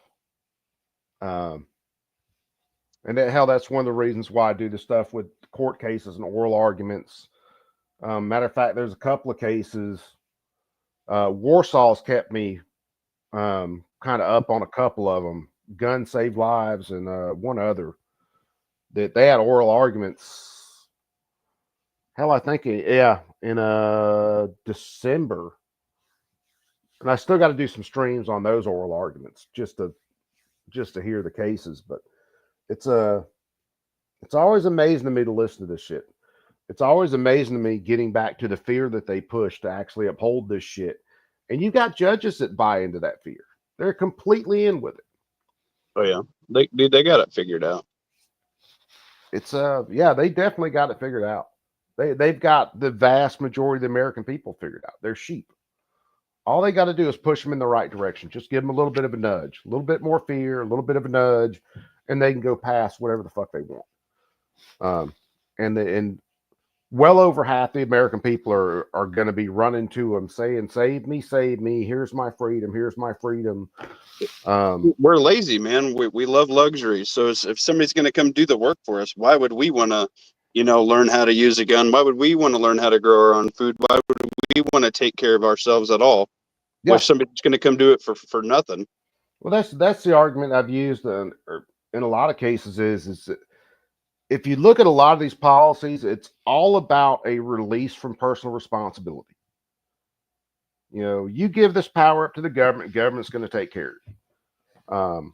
Whether it's with income, whether it's with abortion, whether it's with gun laws, you name it. It's all, hey, you American people, you don't have to be responsible for your own actions, your own choices. Government's going to take care of you. Government's going to provide for you. All we need is your freedom. Yep. We just have to give us a little bit more of all this stuff that you don't even think that you need until we take it away and you don't have it anymore. Yeah. Most people don't realize the amount of freedoms that were taken from us so far. Even our freedom to privacy. I mean, the NSA collects every bit of electronic communication, you name it. In the United States. Right now it's going to go through AI. It's going to be chat. It's going to be videoed, and it's going to be logged. Yeah. It's going to be set up to where, hey, if the government ever did want to come after me for something, they'll use some bullshit excuse, and then they'll search this, and then they'll find some anti-government argument I make. And by the way, fuck all y'all, because I don't like any of you sons of bitches in the government.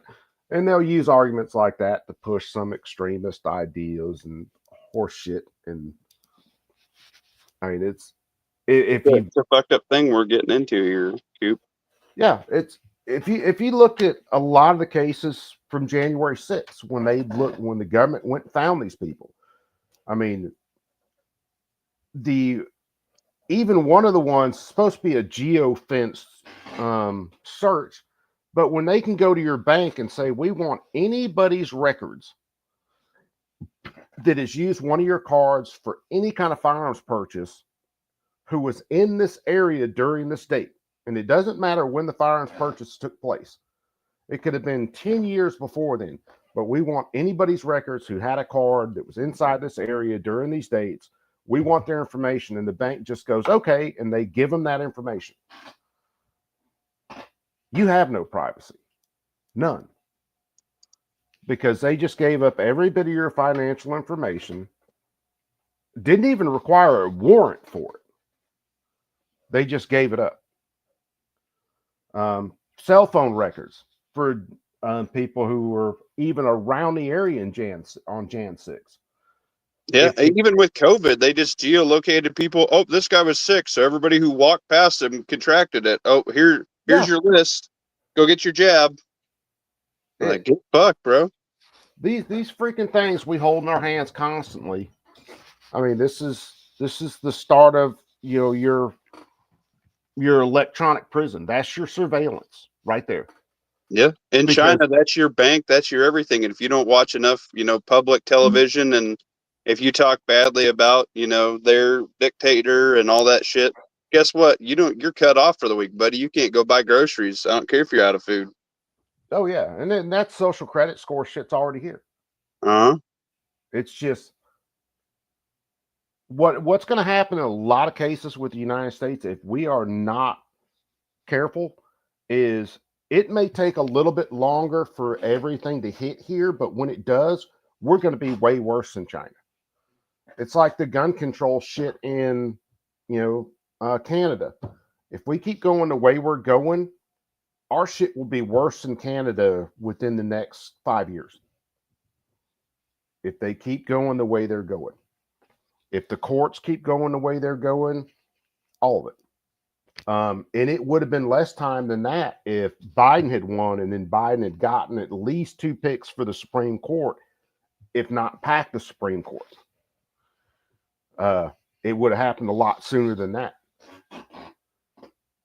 I agree. America's at a point where we might be behind. We have a little bit of time, but I think that, everybody wants to get fired up and go, run and gun, but the best way to win and protect our freedom is to not play, which is the shittiest part because that's what goes against our natural instinct as, protectors and patriots. But the way to stay patriotic is to not hop into this thing, because as soon as they pass enough laws, I mean, the normies outnumber the people that aren't fucking retarded by 20 to 1. And all it's going to take is one guy to roll out and be, not as proficient as what we all keyboard warrior and say we are. And then there's cameras everywhere. They can, and with AI, they have your voice, they have your movements. They could probably fucking digitally put you in anywhere, so they could make it look like you're doing something that you ain't even fucking doing. And it's just going to make anything that the common patriot thinks they're going to go up and do, you're going to fail. The best way to win it is not to play this shit. It's anything that can be done that's actually going to have a positive effect can't be a single small group. Right. Because anything that's done like that, you're going to be a lone wolf. You're going to be a terrorist organization.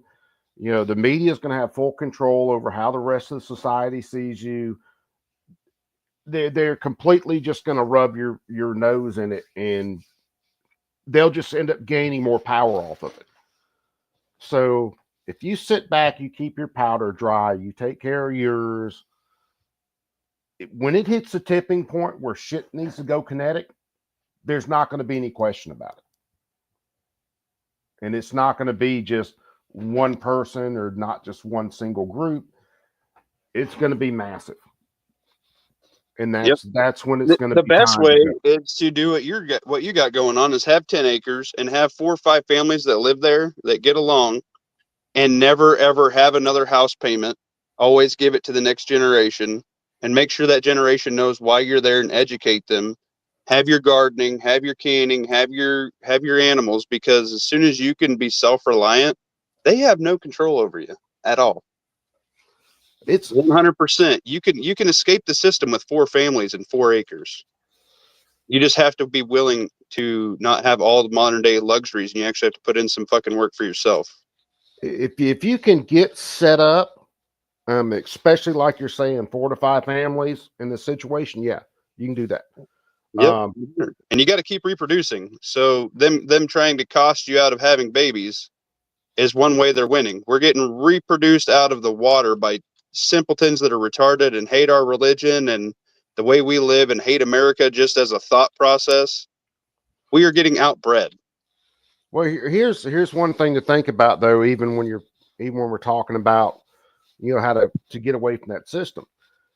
I will guarantee you, even if you can get away from that system, if the government decides that you're an issue to them, you will get David Koresh or something like that, and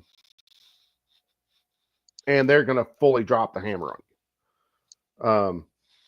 Yeah, look at the Amish. The Amish are like, if we were all living the way the Amish were, we could make it. That's why they're coming down on them so hard. This was the biggest vote for Amish ever because they were fucking taxed, like their way of living. Like, if you can make it by gardening and selling honey and firewood and shit, what are they going to do? What are they going to do to you? They're going to raise property taxes. Okay, you get a religious bit in there where you're okay. Now they can't. Okay, then what do? They try to put their thumb on you any which way. You can't. You can't take those jobs away. It's nature. You get a worm farm. What are they going to do? Tax your fucking worms? Well, they went after what's the guy's name? I'd have to look him up. He had been selling, his produce and stuff that he produces for decades. Never had a person get sick from it. Milk. And the government went in. Yeah. Oh no, you're doing unprocessed milk. Oh, by the way, it was sold to people over state lines, so the federal government can get involved. And all of a sudden, this dude's getting his life destroyed, getting drugged through court. Was it Amos Miller? I'd have to try to find this dude's name. But yeah, that's what they hate, man. When you can do it yourself, they'll put stupid bullshit laws in place. That's why I say if nothing we can do in a lot of cases is going to be anything kinetic until it's time to go kinetic. And when it's time to go kinetic, there's not going to be any question about it. It's going to be pretty much your life or not. Yeah. It's not going to be just one group. It's not just going to be a couple of households. It's going to be shit that you're seeing on a national level come down. Right.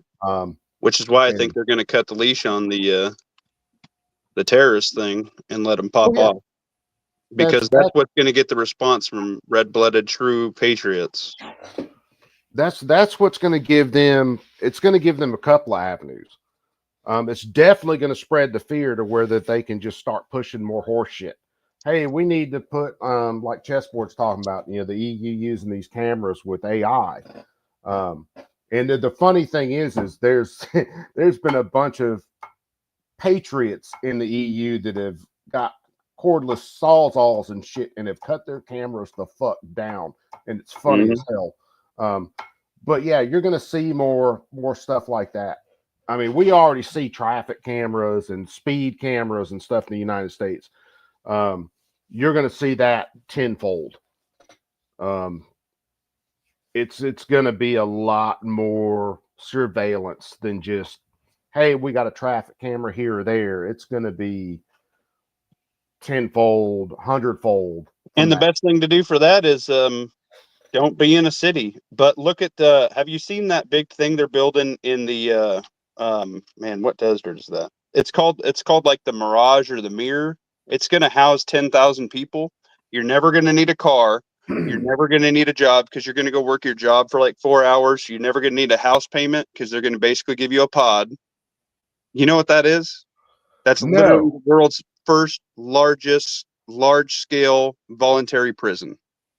You're going to get a credit to leave, like if you need to go to family or something or whatever, like a few times a year.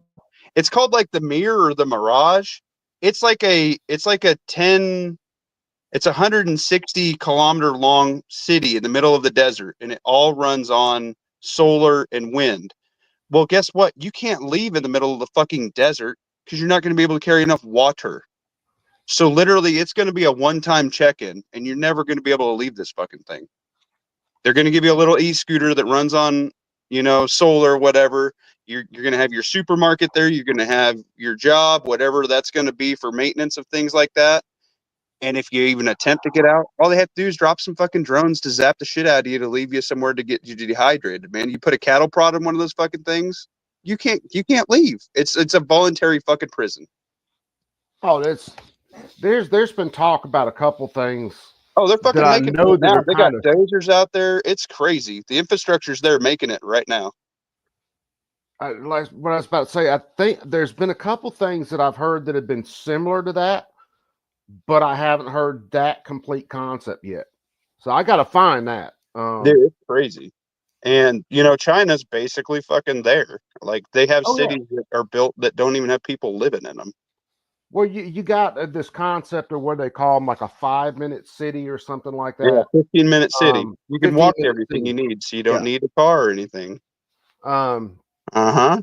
and it's just more drilling down on control. And That's all it is, man. it'll get down to like it is in China, where hey, you can't leave this city to go to this other place unless you have permission to do so, to be outside of your area. Right. It's almost like that.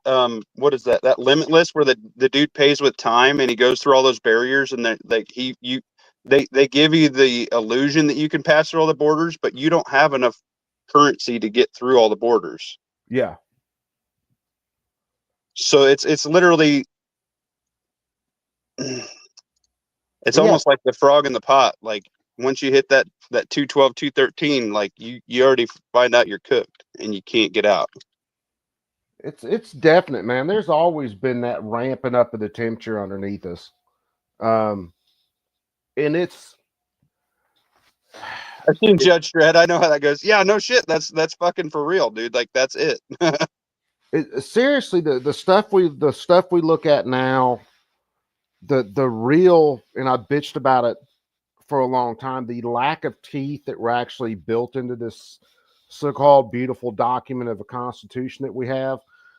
Um, and then looking into how it was actually ratified and some of the dirty shit that went on to try to get it ratified. Uh, put it this way, we would have been way better off and way freer if we had just stayed with the Articles and Confederation. No shit. Um, That's 100. the government would have had way less power, way less say so, way less control. But we're stuck where we're stuck right now. If our Constitution just had teeth in it, to where when they do unconstitutional bullshit, there was actually negative cost for the people doing it, we would be in good shape. Yeah. But and I've bitched about it plenty of times. There is just no negative cost to these people who are doing all this unconstitutional shit. It's the serious flaw that's in this system that we have. Our Constitution, if our Constitution was taken as it's written, standard English, without lawyer speak involved in the horse shit, and then anybody who proposed a law, regulation, or whatever that didn't match that single plain language, if they pass something like that, then they should be the ones going to fucking jail. They don't want us to ever be able to figure it out. They're never going to write it in something as plain English as that. That's the problem. Same with the Bible. Like, we have books redacted from the Bible. They don't want us to read anything. No. And it's been translated down so much that it's already fucking watered down anyway. So they probably wrote out everything they don't want in it anyway. It's going to be like legit. Like, even like they have apps that read the Bible to you. Okay, right? If you have an old Bible, like a pastor's Bible that's been around for a fucking couple generations, and you go with these apps, there's shit missing out of it. That's the shitty part. Like physical media is going to be like no shit, like the book burning thing, like having physical fucking DVDs and having physical books. Like, okay, you're not playing by our rules. You don't get internet for the rest of the week. Well, they want People are to fucking dumb. You remember when you edit had to that set up shit in real time. encyclopedias and a dictionary to do your homework? I did that. My son's never going to know that. Think about how easy it is for tech companies and for the government right now to go in and actually edit things in real time if it's all electronic. Uh-huh. And Just that's like the reason they 1984, man. want They it. can change it on the fly. If It's it's something, it crazy. could be as simple as something in a movie that the government doesn't like. They could completely strip that out of the movie Mm-hmm. if it's this, And they do. They electronic do. If you see that some you movies have. that are edited for Yeah. TV, if you go watch it, they have shit that they don't like if it's an agenda they don't like. And it's bullshit. Oh, absolutely. I've seen different edits of a movie where it was like watching two different movies. I think they got that link for that that Wall City or whatever in your chat. Yeah, that's what I was just pulling up. Dude, that's some fucking crazy shit. Now, theoretically, it can self-sustain that many people, but to what end? Is you're a hamster on the fucking wheel forever. So think about it. You're going to get all this modern day convenience. You don't need a vehicle to do it. You're never going to be able to retire because you're not going to be able to save anything. You're not going to be able to go work side gigs or, work OT, because why would you need to work OT at this place? There's enough people to run it 24/7. So basically, you're going to be a slave your entire fucking life, and you can't leave.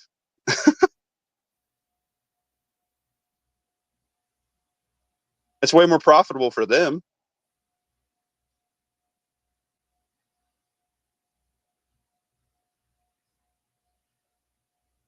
It's crazy, dude.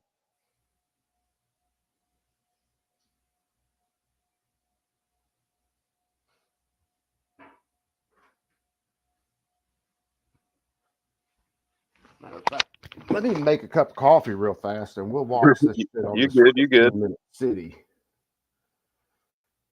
Because, like I said, I've heard this concept, but not built out the way that this is. Right. I want to say something while you're gone. Chat, make sure you like, share, and sub. Yeah, good. Big on share to the Coop, man, because Coop's a good dude, and his channel should be way further than where it's at. If you like the conversation and what Coop brings to the table, and you listen to it, you're driving in the car, you listen to this at work, and not just with my fucking fat ass on here, but Coop gets into a lot of good discussions, man. And if you like this content and you have a buddy that would like this content or something, you need to share it out, because YouTube suppresses the shit out of this stuff. They don't like free think. They don't like my fucking channel either. Like I know exactly what Coop's going through, and like I can get 20 views on like a gardening video or like a canning video. You know what I get a couple thousand views on? Something with a gun. And you know what? That's suppressed heavily. But because people like that stuff, that's what's, brought to the table. But channels like this are suppressed, man, and it's straight fucking bullshit. So share it. That's the biggest thing you can do, is share it and tell somebody to give him a freaking sub, because that's how you get more free think people, so you're not stuck around with all these fucking normies, because that's what's going to get you killed, is a normie with a kid rolling up with a single shot 12 gauge or a 22. Their kid hadn't eaten in 6 days and their eyes are sunken and their cheeks are sunken. They are going to fucking kill you to get that kid fed. And the more people that you can take off the liability list and teach, even if you like do a community watch or like a community garden and teach people this stuff, see, they can try, but okay, you're in a town with 500 people and you are the one prepper out of 500 people. You cannot pull security that long, and you cannot point yourself north, south, east, west against 499 people, dude. You can't. No, You have to be in a community. You have to have people think for themselves and become, reliant on themselves. My neighbor started a garden last year because I had done a garden 4 years in a row, and they keep asking me for vegetables. I said, guys, you can do a garden. His garden looks way fucking better than mine. He dropped like $3K, and he bought all the bagged dirt, and he has solar lights, and it's so fucking nice, and he has gravel in it and everything, and white rock, and it looks so beautiful. You know what? My ragtag redneck garden still pumps out fucking way more produce than theirs. It's because I know what I'm fucking doing. I've been doing this shit since I was 8 with Grandpa. I still work Grandpa's fucking garden. Grandpa's getting too old. Now we all split his garden, and we give that, we feed the church, we feed fucking the food donations and everything like that, and people know us. We swap with people that have chickens for eggs. We swap with people that make homemade this, that, the other. We go What's that, brother? help people cut up lumpjaw cows so they don't lose profit, so they get meat. We go fucking do chicken killings with people that have chickens. We'll go butcher 300 chickens in a weekend. It's a lot of fucking work. But that's the community you need to build now. It's a definite, man, that you've gotta build some resources. And there's no way around that. No. And it's really hard. The community is the hardest part of prepping. You can be a dude who goes swipes $10,000 on your credit card and say you're good until you open that first bucket of food. That's your timeline before you're dead. Because when you run out and you don't know how to fucking replenish it, you're fucked. It should tell you, if you've been paying attention, it should tell you just how scared the government is of people just having their own garden. When they tried to make those illegal during COVID, and they have tried to pass laws where you couldn't even have your own chickens. There's going through this shit they about have passed laws where flu, you cannot catch rainwater, a gift from God. Yeah, that's in a You're lot of denied places water, too. and they're looking at a bill to tax air. They want to tax you for fucking breathing. It is amazing to me that in some of these states and some of these cities, they don't want you collecting rainwater. We talked about it one night, and I got pissed, and I was like, it falls out of the fucking sky, and they control it. Yeah. What are they going to tax sunlight next and moonlight? Dude, I mean, they already got plans to do that shit too. I almost guarantee you. On a side note, 499 V1 sounds like a glorious battle. Yeah, it does, don't it? But wouldn't you rather have 20 good buddies behind you? Go out in a pile of your own brass. If you had 10 families behind you, you know those kids can survive and make it, and you're actually passing on good fucking knowledge and skills, opposed to the crap they're pumping in kids at school system now. Yeah, that you know what that means is not only will you and yours survive, your legacy in the next generation can survive, and the next generation can pull together and survive. We instill that American spirit. That's the most patriotic thing you can do, is have your great grandkids be as good as you were, if not better, on your land. No kidding. Brother Sam, what's going on, my man? Joe Morris checking in, brother, man. What's happening? So yeah, let's look at this on this freaking wild ass thing. The population gonna jump in Saudi Arabia from today 33 million, in 2030 something between 50 to 55 million. So in 2030 we're gonna reach the full capacity of the existing infrastructure of Saudi Arabia. That's raised very important question that we need to create new city. I can't think of anybody that wouldn't want to be part of this project. It's going to be, without a question, the single most extraordinary piece of work that begins in the first quarter of the 21st century. My immediate reaction was, what the hell is this? There is a sort of moral atmosphere at the moment. You shouldn't be too clever. You shouldn't be too experimental. You should, don't do anything too funky. I came out of a funky period. If we look at the 20th century, we were really excited about the future. There was that kind of post-war idea that we could create a better, more democratic world. Those visions were very bold. Notice almost any time these people are talking about this democratic world, it's never about freedom.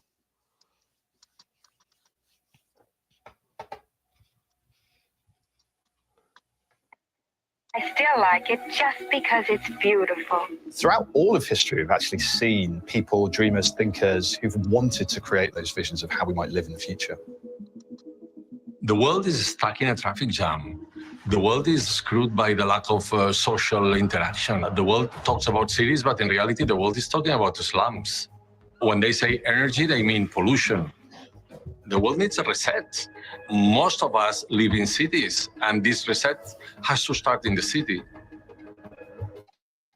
What does that mean to be lead designer on a project? That's funny enough. Whenever we heard about the whole reset idea,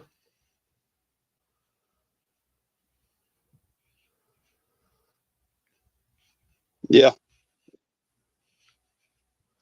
It would work well because You know, you just change the currency deal.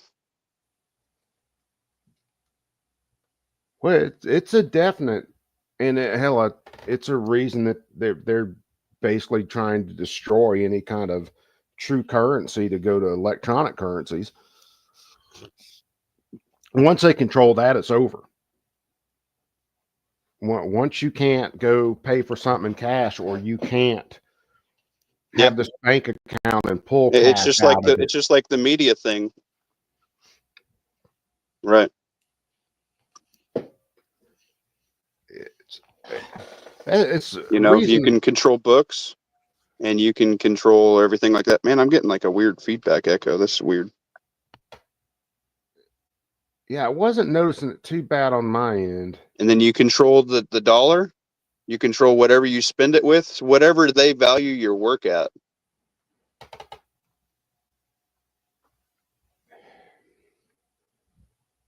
This scale. It means being scared. Honestly, you can't look at this the first time and not ask yourself, what are they thinking? If it succeeds, it will be the new Babylon, so to speak. And if it doesn't succeed, it will be an interesting phenomenon.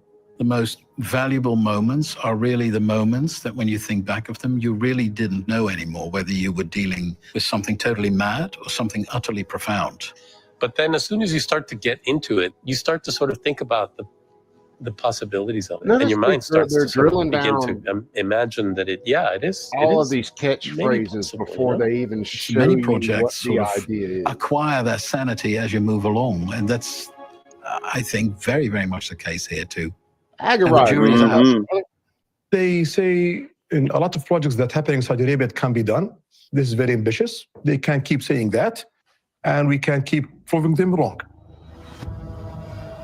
In one of the most anticipated and intriguing projects in the history of city building, an ambitious plan for a megacity in the Saudi desert has the world wondering if this is really a blueprint for the future. The Line, the biggest infrastructure project in history, promises a revolution in urban living. But what is it? Who's making it? And can it actually work?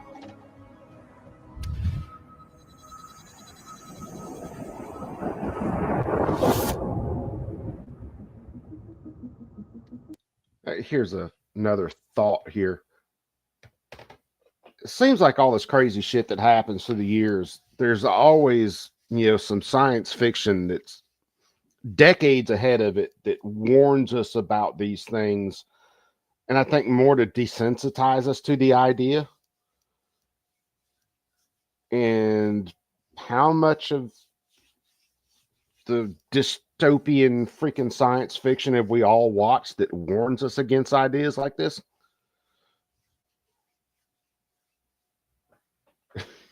Hey, we're going to do these big mega cities.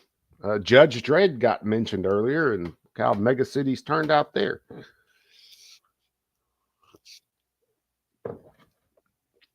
Yeah, you're right, Abigail. Buzzwords are good for the business. But it's the way they always talk about, or always get into ideas where they basically are telling you what to think about the idea before they give you the complete idea. And that's just human psychology. That's the way you sell things.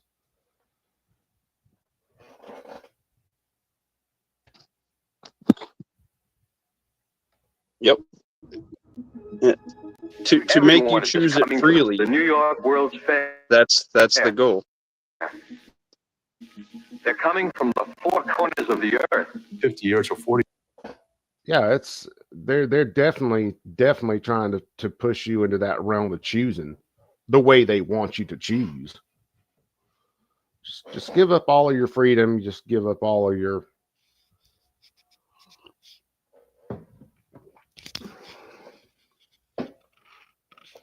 what cars is Skynet? Yeah. I think we're Hey, seeing Coop, a lot I'm of gonna that bounce. already. I don't think this is working out very good. I think my thing's like doing a weird lag or whatever. Yeah, I was seeing that's the first time I've heard you real good in the last little bit. So Now just hang out for a few. We'll see whether it gets Oh, better. really? We'll Oh, play a shit. little bit of this. And well, thanks for having me on, dude. I appreciate you. Make sure you like, share, and sub to my boy Coop. Yep. And we'll watch some more of this, and then hell, I'll probably end up here bouncing in just a little bit. But yeah, thanks for coming in, brother. And you guys all, Tactical should have dropped his channel earlier, but you guys follow my brother Tactical Muffin Top because he is an excellent dude and runs with an excellent crew. You guys go support my man. Matter of fact, let me see. Let me look at something real quick.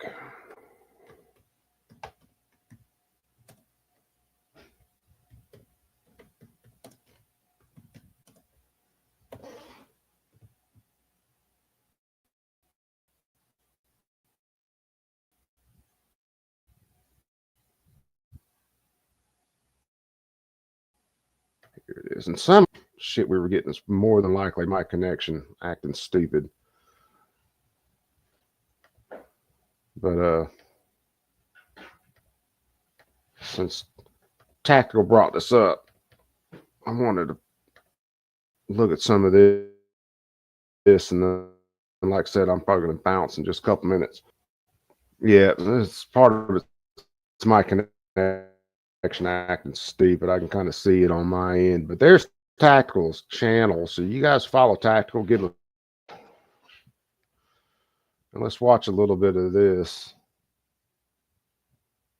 And then, like I said, I'm going to bounce and just leaders. There is a great surgeons where state, culture, politics, technology all converge into this one singular amazing unity. Boom. With the New York Expo, you got like Futurama. Ladies and gentlemen, this is basically the whole new future, and nothing like this was ever seen. It's almost inevitable that a project like NEOM should be engaged. So since we have empty place and we want to have a place for 10 million people, then let's think from scratch. But how and where do you start to design a city from scratch? What makes a successful city? And how do you avoid? Do a little bouncing in this.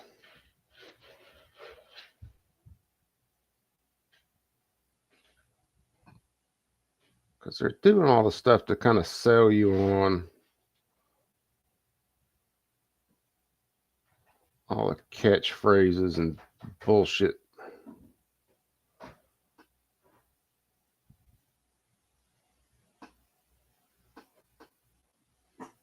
But I want to see more if they'll actually talk about how this so-called miracle is going to work. Are twin in a way, 60 years apart. Different projects, but very similar uniqueness to them.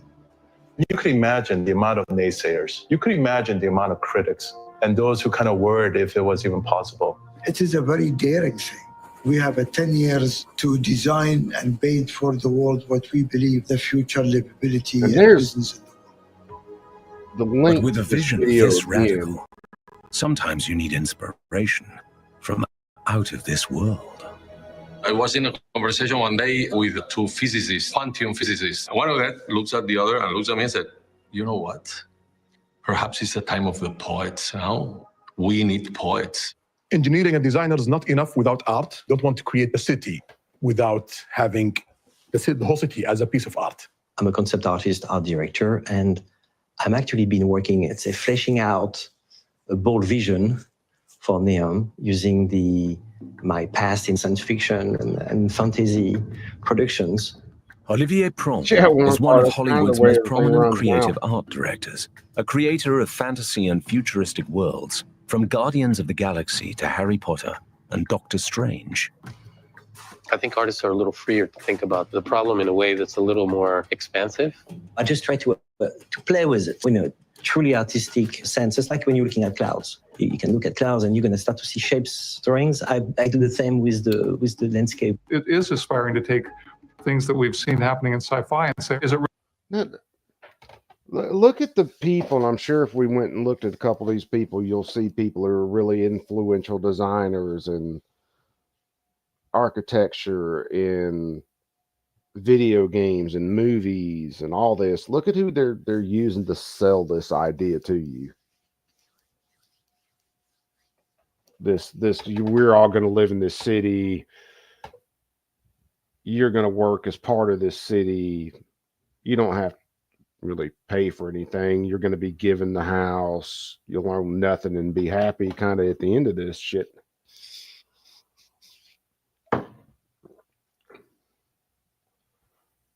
And they're literally millions, hundreds of millions of dollars going in to probably design teams selling this.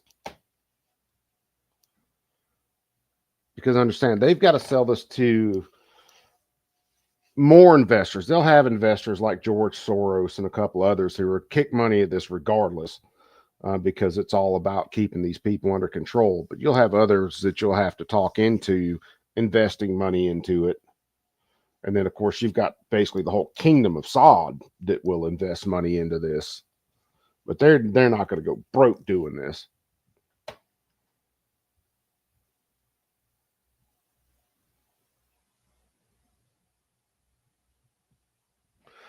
Yeah, I'd rather be living with the elves for sure.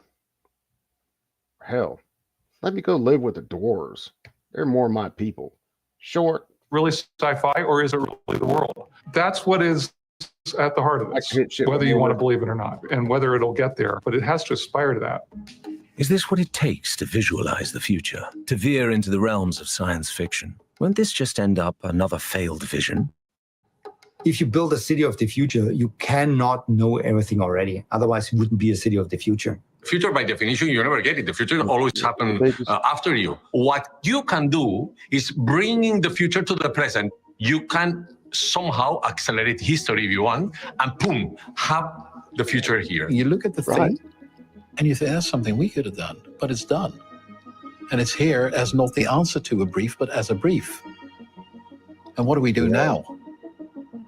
The urgency of the project continues to inform the look and feel of the city, demanding ever greater innovation.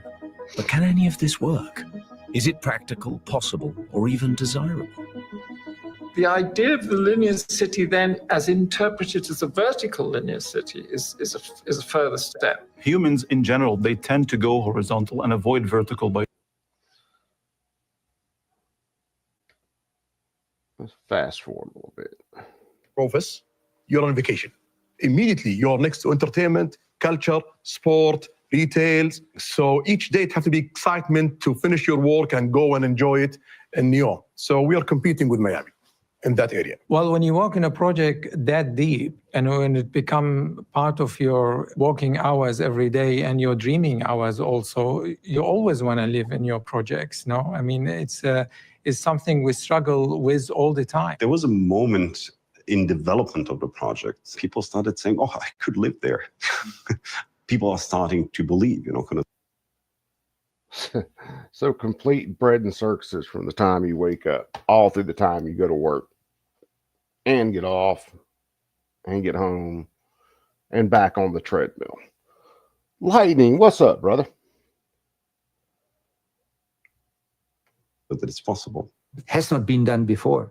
We need this pioneering spirit in order to create not only cities, but to create a planet which will sustain the next couple thousand years. It's a project of a certain radicality that you rarely find in the West, or that you simply don't find in the West. We are limited by legacy systems. And so we've inherited, the medieval city, we've inherited the roads from the Romans. When you work within all of these constraints, it constrains you to thinking inside the box. If the people that designed Manhattan, if they had the technological capacity that we have today, they would have done something similar to what we have done for NEOM. They would have tried to keep the density at the correct level to make sure that creativity, interaction, dialogue happened, and at the same time, keeping this direct access to nature. It became evident that we're going to deal with the relationship between the natural environment and the man-made environment. You have a 9 million population that's going to be on 34 square kilometers as opposed to 1,500 square kilometers in London. I mean, the numbers aren't half or 10%. It's drastically different. Europe.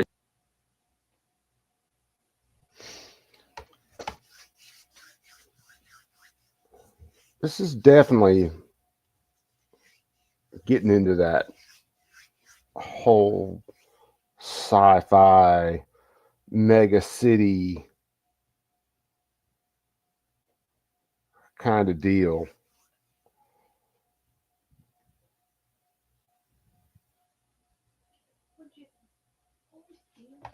This is going to be even more about control than it is now.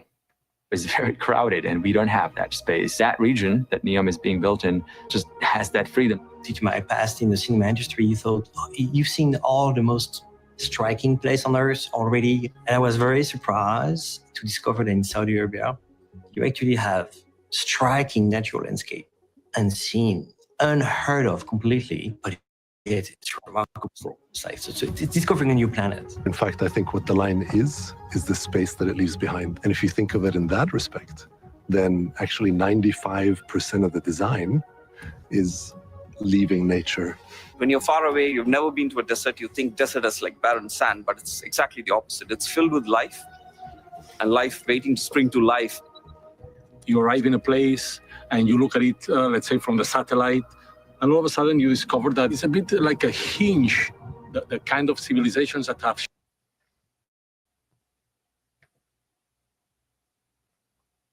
work, they'll die, others will, thrive, and then we'll build on those. So it feels like being in a sort of washing machine of ideas. The most amazing places in the past decade where the best minds are coming together. And we can test out different solutions. You red living white Roman dragons. Funny enough, I actually found my copy of Skyrim today.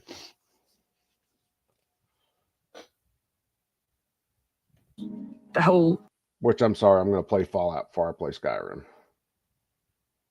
Country, the whole enterprise, the whole city is the world's biggest startup. And so what comes with the startup is huge excitement, chaos.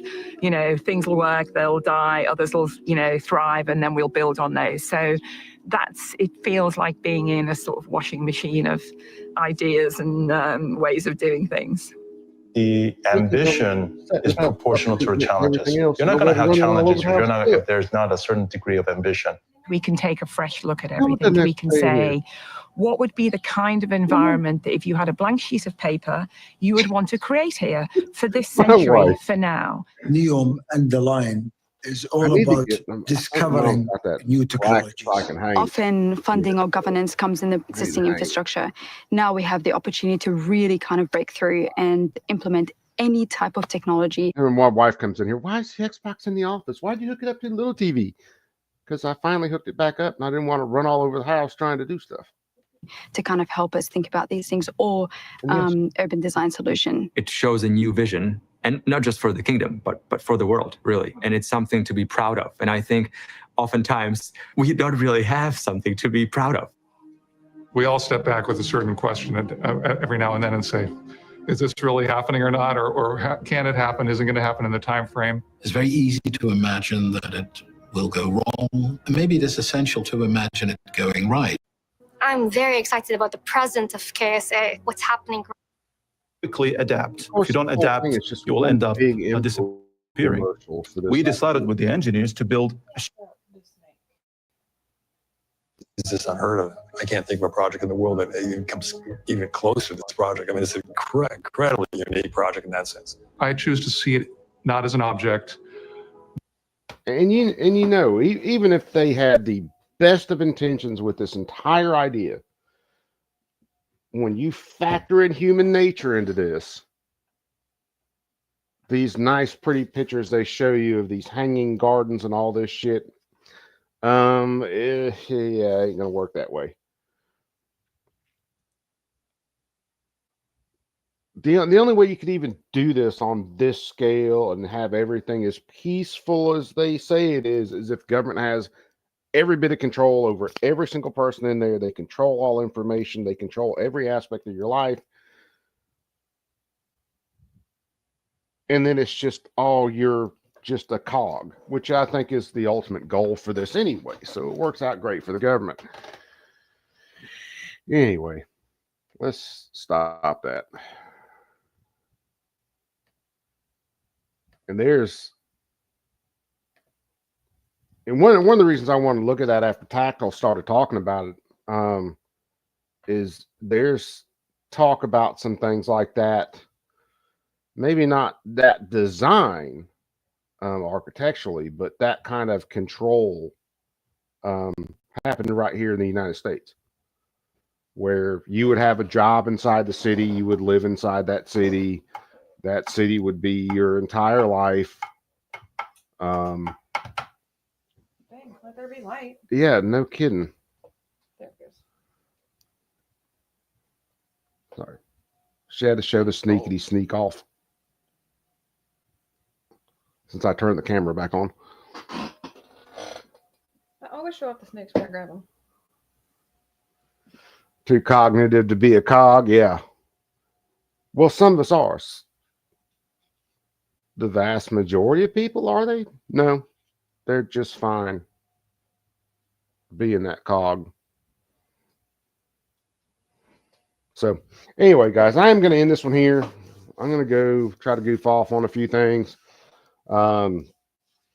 Look out for Tactical. I can't remember when he's streaming. I haven't kept up with everybody's streams in the last couple of months. So, and definitely haven't kept up with my own streams, but should be doing some stuff in the next little while. There's a couple more sets of oral arguments that I want to look at and share with you guys. All you guys stay cool. Have a happy new year. As we talked about earlier on the stream, keep your powder dry, keep that thing close, and definitely keep an eye out on things, because things are going to get a lot more fucking crazy than they already have. I think what we've already seen in 2025 is nothing compared to what we're gonna see, and that's saying a lot. So you guys all be cool. Love each and every one of you guys. We'll see you on the next one. See you in some more chats and stuff. You guys know how we roll. Love you guys to death. Y'all be cool. And I am out. Say bye. Bye. Bye. See, she's still there. Later, guys.